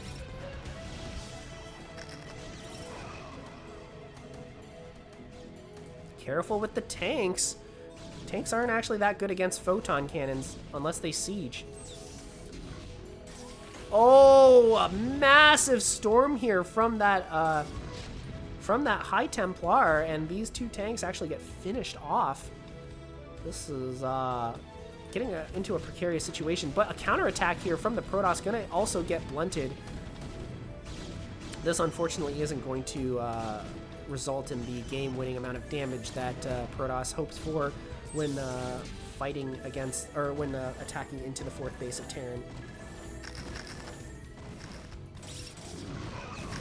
Large group of zealots going to come in here and try to intercept this attack, but the mines are going to do insane amounts of damage and pretty much take care of it on their own. The High Templar are actually moving forward to try to get the tank, but doesn't quite get it. More zealot bombs are now being deployed against this forward force, and once again the Terran army is unable to break through. More reinforcements are on the way. It is absolutely crucial that Terran prevents this base from coming up. This is pretty much the aim of the game at this point. If you can't prevent this game from moving from, if you can't prevent this base from getting up, the game literally ends. Like, it's just over. You can't do anything. Unfortunately, I feel like Zumpy is starting to get a little bit sloppy with some of these attacks. Really just kind of A-moving his army here. Now, this might work here, but the cost is gonna be, this is gonna be quite a Pyrrhic victory if it's a victory. But now with the Vulture reinforcements, I kind of doubt that Protoss is gonna be making any progress on this attack. But a stasis actually halts it in its tracks. Man, there's like huge engagements going on. A small group of zealots are going to move into the fourth once again. The tank is not going to do a whole lot against this onslaught. So Terran might be forced to evacuate here because his army just isn't in position. This is what you want to do as Protoss. If the Terran attacks you in one place, you just attack them somewhere else. And because you've basically secured two corners, you can afford to sacrifice one of the corners if it means killing Terran's pretty much only mining base. I mean, this base is mining, but really not for long. Really not for long. There's like maybe 1,000 more minerals in that.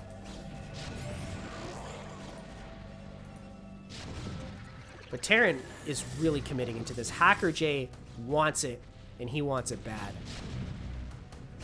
This attack will not be stopped.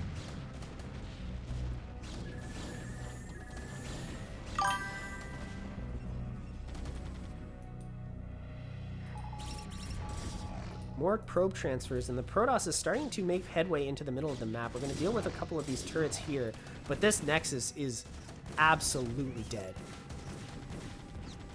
Out of all the bajillion universes in the multiverse, how many of them do the Nexus survive 0.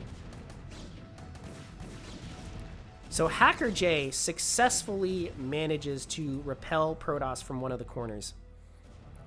But the game is starting to turn against him, especially with the loss of this base. I feel like for at least 2 macro cycles, the Terran's not going to get any additional units, and that might be enough to push the scales too far into the Protoss's favor. We have the game has been very even for a really long time, but this might be enough to... This might be enough for the Protoss to just eke out a victory here. Yeah, especially since these tanks don't really have Vulture support. That's kind of been hackerj's weakness this entire game, is his tanks don't have Vulture support, and so they just die to Zealots.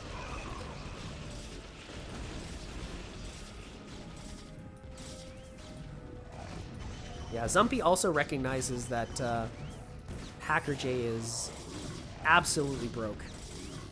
He needs another base, and he needs another base immediately.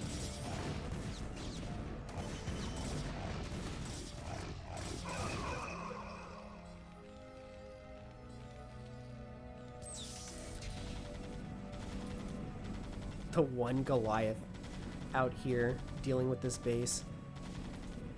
It has 17 kills! It killed the entire mineral line by itself!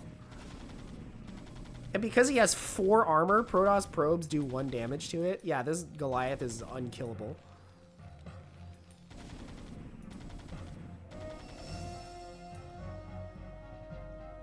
Yeah, this Goliath single-handedly is committing like war crimes.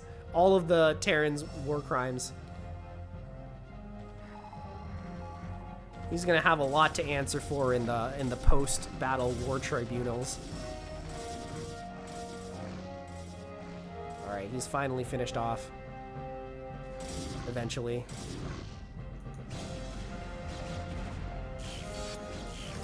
Oh, D-matrices are coming down to protect these tanks, but without any support, it might not be enough to really do anything. Oh, actually, it's barely enough to kill this, especially now that the vultures are coming to reinforce. Terran actually cleans this up, so we're staying alive. Terran is barely staying alive. Barely. Shuttle with 3 zealots. I think he's looking to see if there's a base here, but there isn't. So not a whole lot for this shuttle to do at this point. But yeah, now Terran is starting to move into his corner. Starting to try to take the corner himself. If Terran can split the map, that's a victory for Terran. But I feel like the sheer amount of economic damage that Terran took, like hackerj is so broke, I don't think he'll ever be able to take this corner. In fact, I don't even think he's going to be able to defend the next wave. There just is not enough money. And Starcraft is about having more money.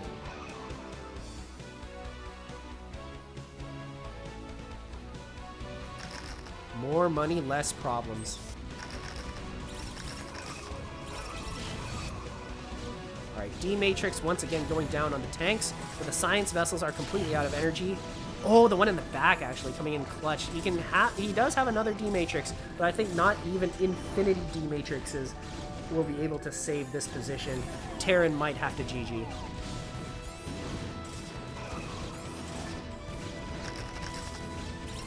This might be the end of the line. I think Zumpy did it.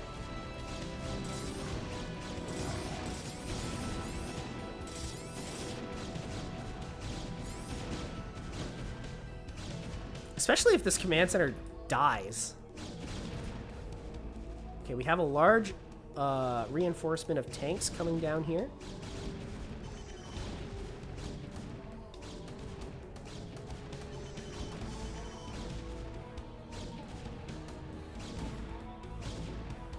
Oh my god, he eventually does clean this up. But the supply situation is so bad for Terran. Protoss is gonna clean up this army pretty much immediately. Oh, another D-Matrix going down, but it's kind of going down on the wrong tank. But yeah, there's nothing that can be done. Even a Templar going to come up here and try to storm. He actually storms 2 of his own observers, but luckily for him, the observer speed's going to save him. Oh my god, only High Templar is here. I don't understand how hackerj is still in this game, man.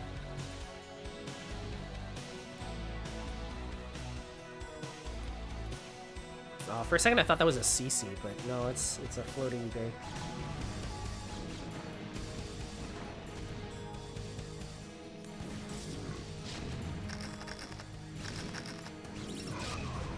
Now it's truly the end of the road. Only 9 SEVs. Presumably none of them are mining. GG gets called. hackerj, unfortunately, not able to close it out. Zumpy takes the win, 2-1 for 0 effort Zealot Rush.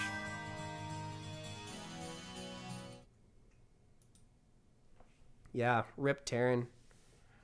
All right, we have one more match to cast for today. Before that happens, I wonder if I can run an ad break because, or did an ad break already run and I forget to snooze it because I was too focused on the game.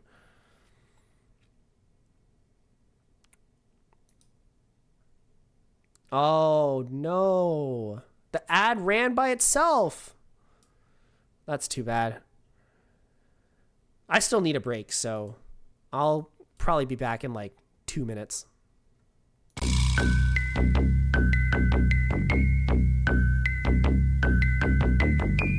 Yeah, testing 1 2 1 2. There's a little something for you, a little biatch. Watch my 3-3 C chain go bang. Wa da da dang, wa da da da dang.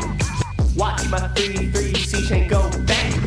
Wa da da dang, wa da da da dang. Tearing haters to be craters, tosses all up in my shit. Playing scared, you know you're dead. Going straight for arm attack. That bitch boy tried to end it quick. 8-bit goons with a right click. THEKHALA, that is where y'all at so late. Tearing haters in my face, trying to win with proxy gate. I scout your game, I bunker mate. All your cowards leave the game. Your Zergling rushers think they slick, knowing that they micro shit. All your lurkers rest in piss. Gotta build a rushing bitch. Link my way, I simply say, build a wall to make them pay. Talking smack up in the chatter, radiate your ass, bitch. I push out my base at 9, then all of you suckers die. I'm sieging my fucking tank and stealing your fucking rank. So watch my 3-3 C chain go bang. Wa da da dang, wa da da da dang. Watch my 3-3 C chain go bang. Wa da da dang, wa da da da dang. There's a little something for you, you little biatch.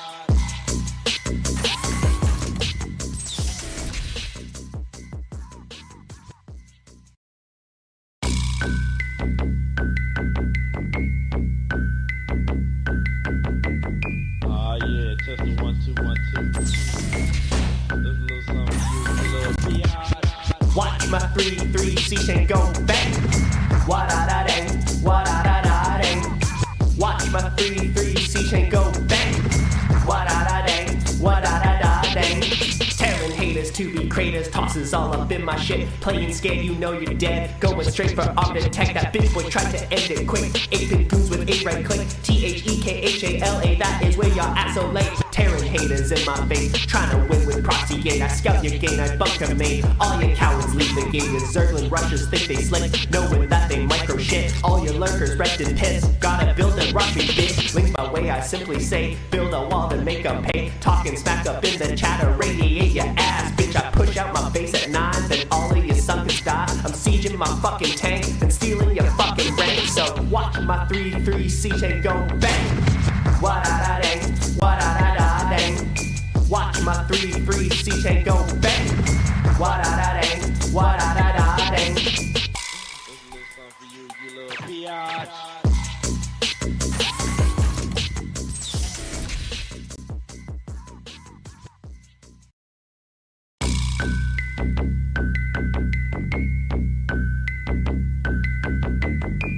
Yeah, testing 1 2 1 2. There's a little something for you, a little biatch.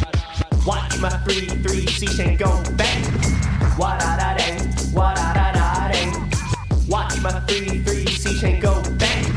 Wa da da dang, wa da da da dang. Tearing haters to be craters, tosses all up in my shit. Playing scared, you know you're dead. Going straight for arm detect. That bitch boy tried to end it quick. 8-bit goons with a right click. THEKHALA, that is where your ass so late. Tearing haters in my face, trying to win with proxy gate. I scout your gain, I bunker main. All your cowards leave the game. Your zergling rushers think they slick, knowing that they micro shit. All your lurkers wrecked and pissed. Gotta build and rush me, bitch. Link my way, I simply say, build a wall to make them pay. Talking smack up in the chatter, radiate your ass, bitch. I push out my base at 9, then all of your suckers die. I'm sieging my fucking tank and stealing your fucking rank. So watch my 3-3 CJ go bang. Wa-da-da-dang, wa-da-da-da-dang. Watch my 3-3 CJ go bang. Wa-da-da-dang, wa-da-da-da-dang. This is a little something for you, you little biatch.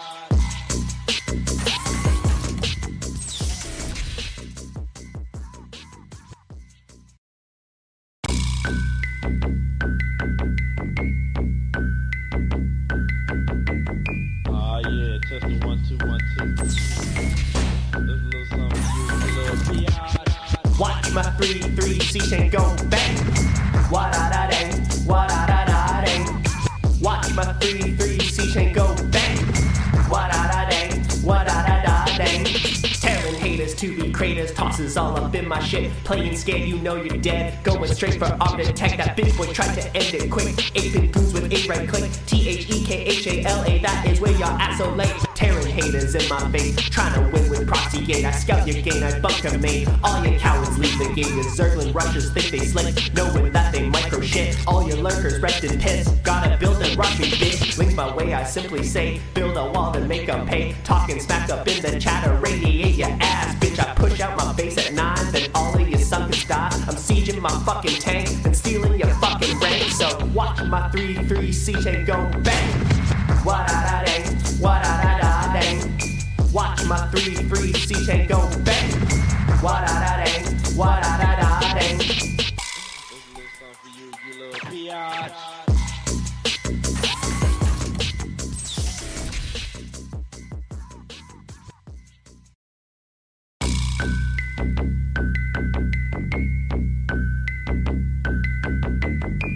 Yeah, testing 1 2 1 2. This is a little something for you, you little biatch. Watch my 3-3 CJ go bang. Wa-da-da-dang, wa-da-da-da-dang. Watch my 3-3 CJ go bang. Wa-da-da-dang, wa-da-da-da-dang. Tearing haters to be craters, tosses all up in my shit. Playing scared, you know you're dead. Going straight for arm detect. That bitch boy tried to end it quick. 8-bit goons with a right click. THEKHALA, that is where your ass so late. Tearing haters in my face, trying to win with proxy gate. I scout your gain, I bunker main. All your cowards leave the game. Your zergling rushers think they slick, knowing that they micro shit. All your lurkers wrecked and pissed. Gotta build and rush me, bitch. Link my way, I simply say, build a wall to make them pay. Talking smack up in the chatter, radiate your ass, bitch. I push out my base at 9, then all of your suckers die. I'm sieging my fucking tank and stealing your fucking rank. So watch my 3-3 CJ go bang. Wa-da-da-dang, wa-da-da-da-dang. Watch my 3-3 CJ go. Hello, everybody. I trust you all had a nice break where you went to the bathroom and drank some water. First, before anything else, let me set everything up. So it's gonna be WorstZergBavaria playing for the bargain bin Bonjois. Map will be Neo Sil Fid.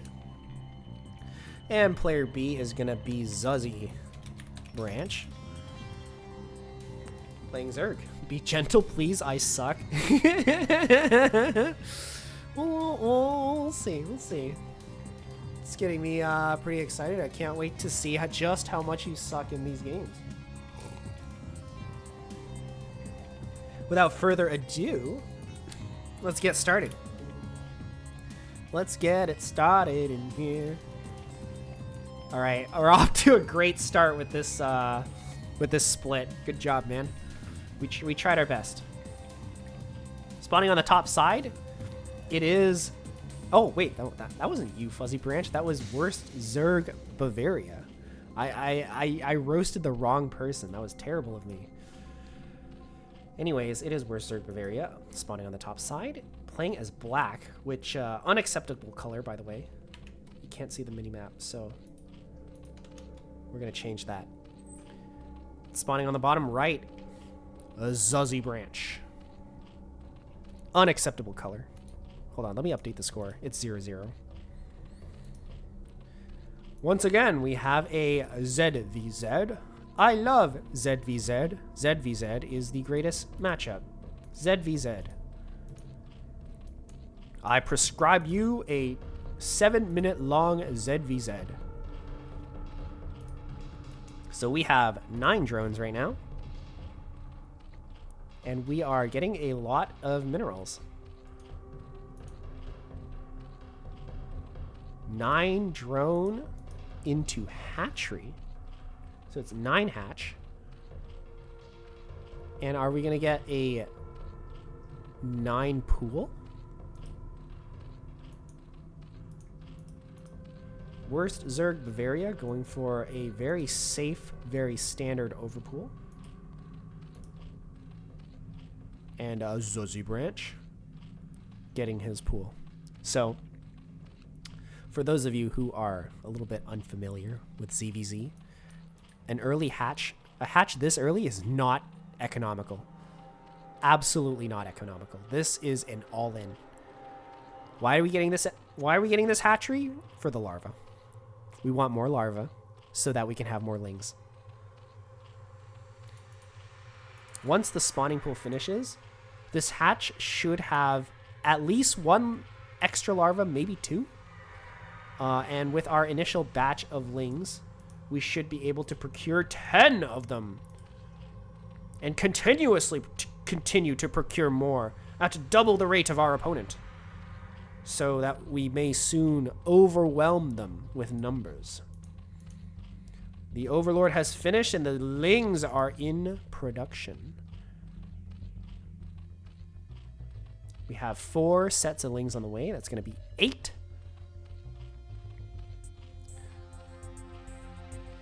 Another pair should be coming soon. Another pair of sets of 2. And this attack.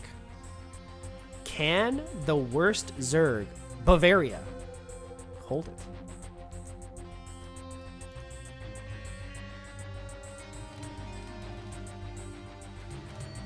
If WorstZergBavaria decides to switch to playing like Protoss, is he gonna call himself Worst Protoss Bavaria? Or is he just gonna stick with his name and not care about the intricacies? PP? Alright.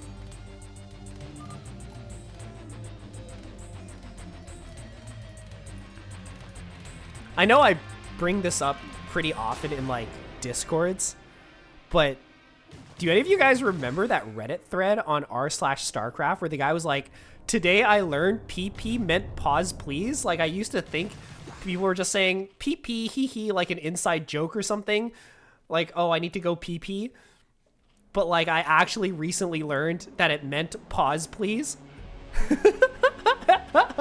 That Reddit thread lives rent-free in my brain. Like I actually cannot stop thinking about that. All right, now that ling speed has finished, FuzzyBranch gonna move out with a ton of lings, a metric ton. We're actually outnumbering purely in terms of supply. We're up by 4, so that's like 8 extra lings. But we also have like 1 less drone, so that's actually 6 extra lings. That's a crazy huge number. We don't have a sunken colony ready, so there's just not going to be enough lings to defend this unless we go get some kind of insane concave. WorstZergBavaria actually doing a really good job of picking off lings, but the sheer amount of numbers coming out of FuzzyBranch might be too much here. It's a little bit early to say, but the reinforcements coming from FuzzyBranch might be a little bit too much. We have layered finish, but Spire is nowhere near completion. This hatchery will fall, and when this hatchery falls, there's not going to be larva for WorstZerg. Man, it kind of feels bad calling him WorstZerg. It doesn't feel right. But all right, yeah, this creep colony is absolutely 100 billion% necessary to defend this, but it might not even be enough. WorstZerg decides to call for GG with a singular G, but G stands for GG, which stands for good game. And FuzzyBranch takes it 1-0, and we're going to go straight into the next game.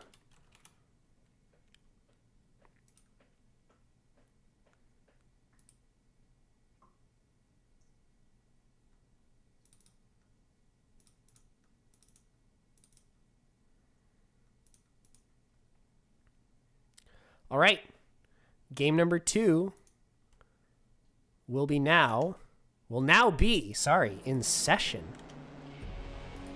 Game number 2, of course, being played on Knockout.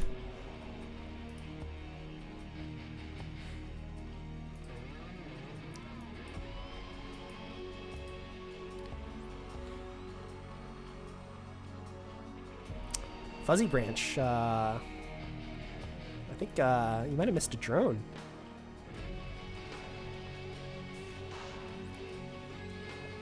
FuzzyBranch, why are we on 5 drones?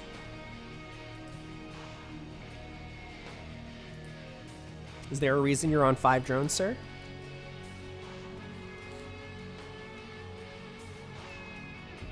Ooh. Oh. 5 pool? 5 pool? Fuzzy? You're so lucky this isn't a practice game. If this was a practice game, that'd be so BM.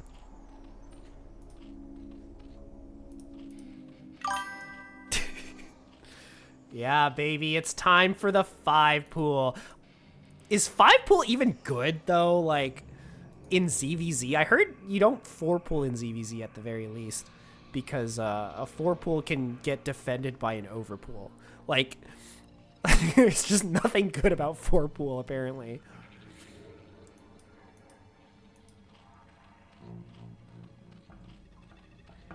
All right, here come the 6 lings. WorstZergBavaria does, in fact, go for the overpool.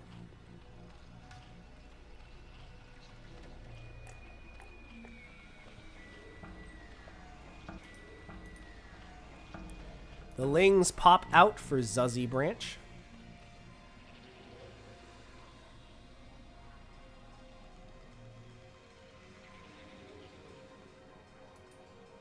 But where will they go? They are going the right way! In the correct direction. WorstZergBavaria's pool has now finished. And I expect 3 sets of lings to be produced. Or else he is absolutely screwed. Yeah, you see the lings and you're like, what? This is not 9 pool. This is a different thing. Oh my god, we absolutely cannot afford to lose lings right now. Oh, it's so close. And WorstZergBavaria just kills it. Oh. Oh. I don't know if that was amazing micro or these 2 lings just happened to be like Giga Chads. GG. Guys. Don't 5 pool in ZVZ. I think it might not actually be very good. Cause WorstZergBavaria did an overpool and it defended. So if 5 pool literally only beats 12 hatch, I don't think it's a very good build. I think he's just 9 pool at that point, right? Because then you can transition into mutas.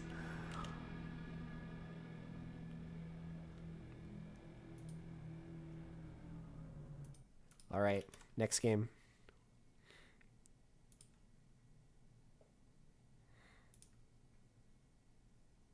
Next game coming right up.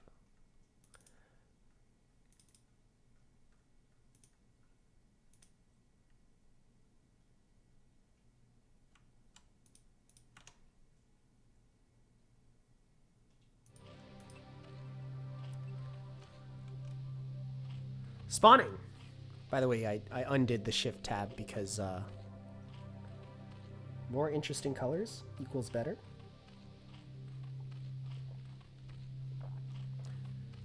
All right, both players. 1-1. This is, of course, a best of 3. Spawning on the left-hand side at the bottom left corner. We have WorstZergBavaria. Spawning on the top left, it is ZEZR. All right, potential 9,000. I think he could have microed a lot better and built the sunk behind the mineral line. But yeah, I think it's just bad. Yep. I mean,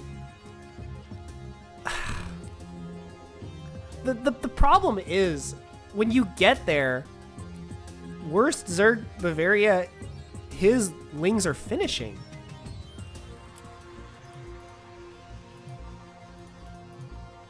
So I think just purely build order wise, it doesn't work.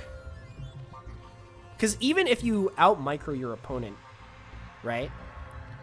Like, you still have to deal with the drones drilling. You still have to deal with the fact that, you know, you can reinforce really easily. It's possible ZEZR even has like the second hatchery coming up, right? And then you have double the larva. You just don't have a lot of play. It's either you build order beat them because they went 12 hatch, or you die. And I don't like those odds, because overpool is actually quite popular, and 9 pool is quite popular, and 9 hatch 9 pool is also quite popular. Like, actually, I don't know if that beats 9 hatch 9 pool. I'm not a Zerg player, but I imagine 9 hatch 9 pool should still do decent against it.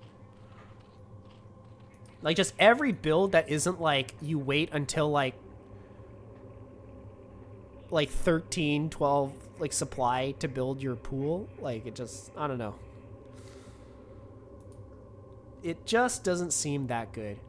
In this game though, both players seem to have mirrored each other's builds.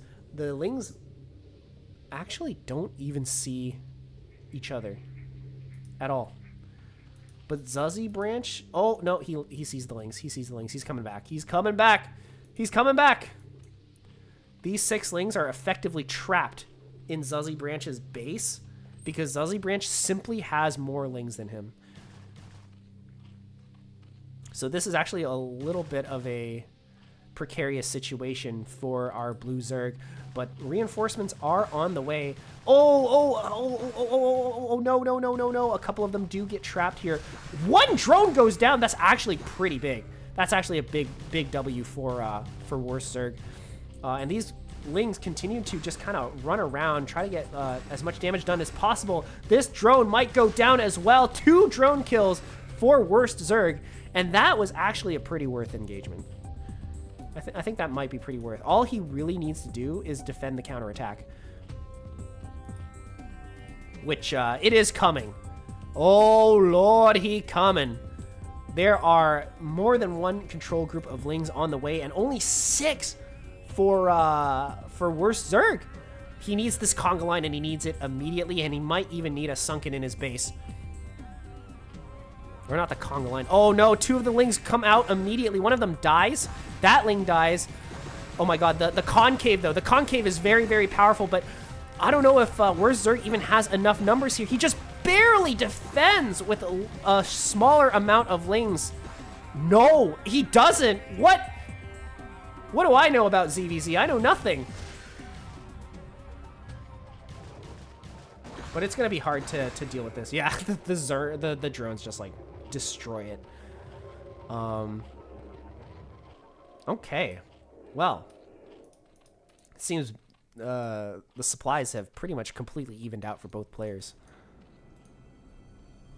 Both players also each on 7 drones. I don't know how that happened. When did WorstZerg? I guess WorstZerg spent it on the Spire, and did a drone die? I think a drone might have died.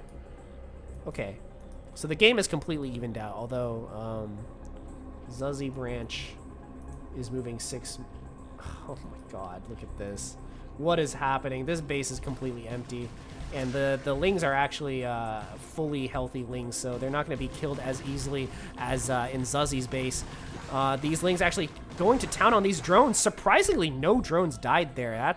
That's kind of crazy, honestly. So it's going to be 6 drones against 7, which it's a 1 drone difference, but it also means like a 13. Actually, no. We have 6 drones mining here. And we have 4 drones mining here and a couple on gas. Oh my god, someone else do the calculus for me, please. Both players just have 4 drones mining minerals. And I'm assuming FuzzyBranch has an extra drone mining gas, which explains why he has so much gas. So the economic situation is actually kind of comparable in a weird way, because ZEZR has a lot of gas that he is not using. Wait, ZEZR does? Shouldn't WorstZergBavaria do? Oh. Oh, what? This game is confusing, you guys. Oh! Big hit on the Scourge there. Both players supply blocked, by the way. And I think they both got supply blocked at the same time. God, I love ZEZR. Oh my god. How many times? He can't keep getting away with this! He can't keep getting away with this! Another drone goes down. A 3rd drone goes down. Or a 2nd drone, I guess, because the other drone died in the other attack. But wait. Oh my god. 2 mutas completely going ham here. Where are the Scourge going? I looked up and I was like, big drone advantage for ZEZR. But that's actually not true. Both players losing their entire economy here. And because we're actually fighting on top of the mineral line. Oh my god. Okay. WorstZerg will end up losing this muta. He has 2 Scourge here. Both players at 0. 0 drones for both players. But ZEZR does not have enough to build a drone. So I think WorstZerg might take this game. Ooh. Wait, what the fuck? Oh my god, he has 1 ling. Guys, he has literally 1 Zergling. Oh my god, what is happening? No way. No way. This can't be real. Oh, the muta!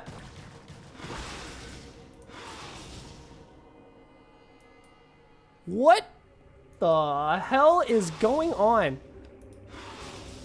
Okay, WorstZergBavaria has 4 lings. ZEZR needs to recognize the fact that he has 4 lings. This, 1 muta absolutely does not damage. It's over. It's so over. GG, well played. WorstZergBavaria takes a nail-biting final game where both players ended the game with 0 workers. Both players ended the game with 0 workers. Guys, that was an absolute treat to cast. Thank you all for putting in your games into the casting requests. I absolutely enjoyed casting every series that we bore witness to today. For me, it's getting a little bit late and my voice is a little bit tired because I also did a little bit of casting earlier when we were playing UPL. So I think that's a good place to stop for me today. But yeah, thank you to all the players for their games. Thank you for the casting requests. And thank all of you guys for watching, especially our 2 raiders. Let me try and go back and see who raided. It was like Moon APM and it was Saiyan. Thank you guys for raiding. Thank you everybody for sticking around and watching to the end. The VOD for this video should come out on the CPL YouTube channel promptly. So if you were featured here today and you didn't get to watch, you can watch it on the VODs channel. Thank you, guys. I will talk to you next time. But before that, let's see if there's anyone to raid.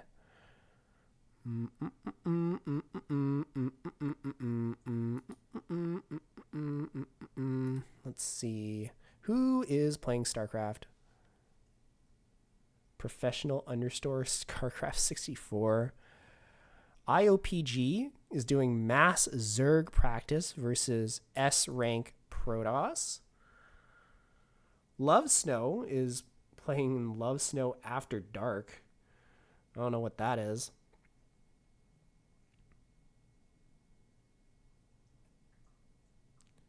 Starcraft Night 8 logging in.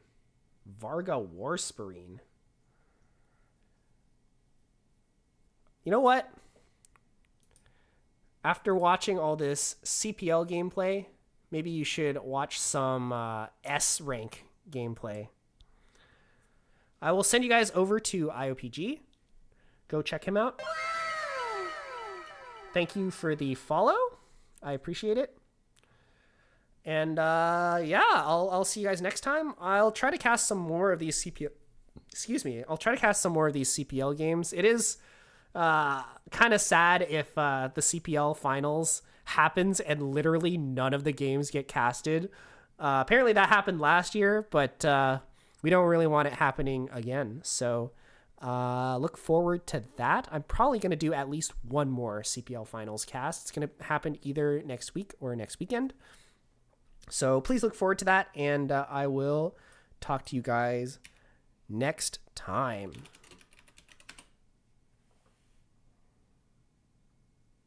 See you around.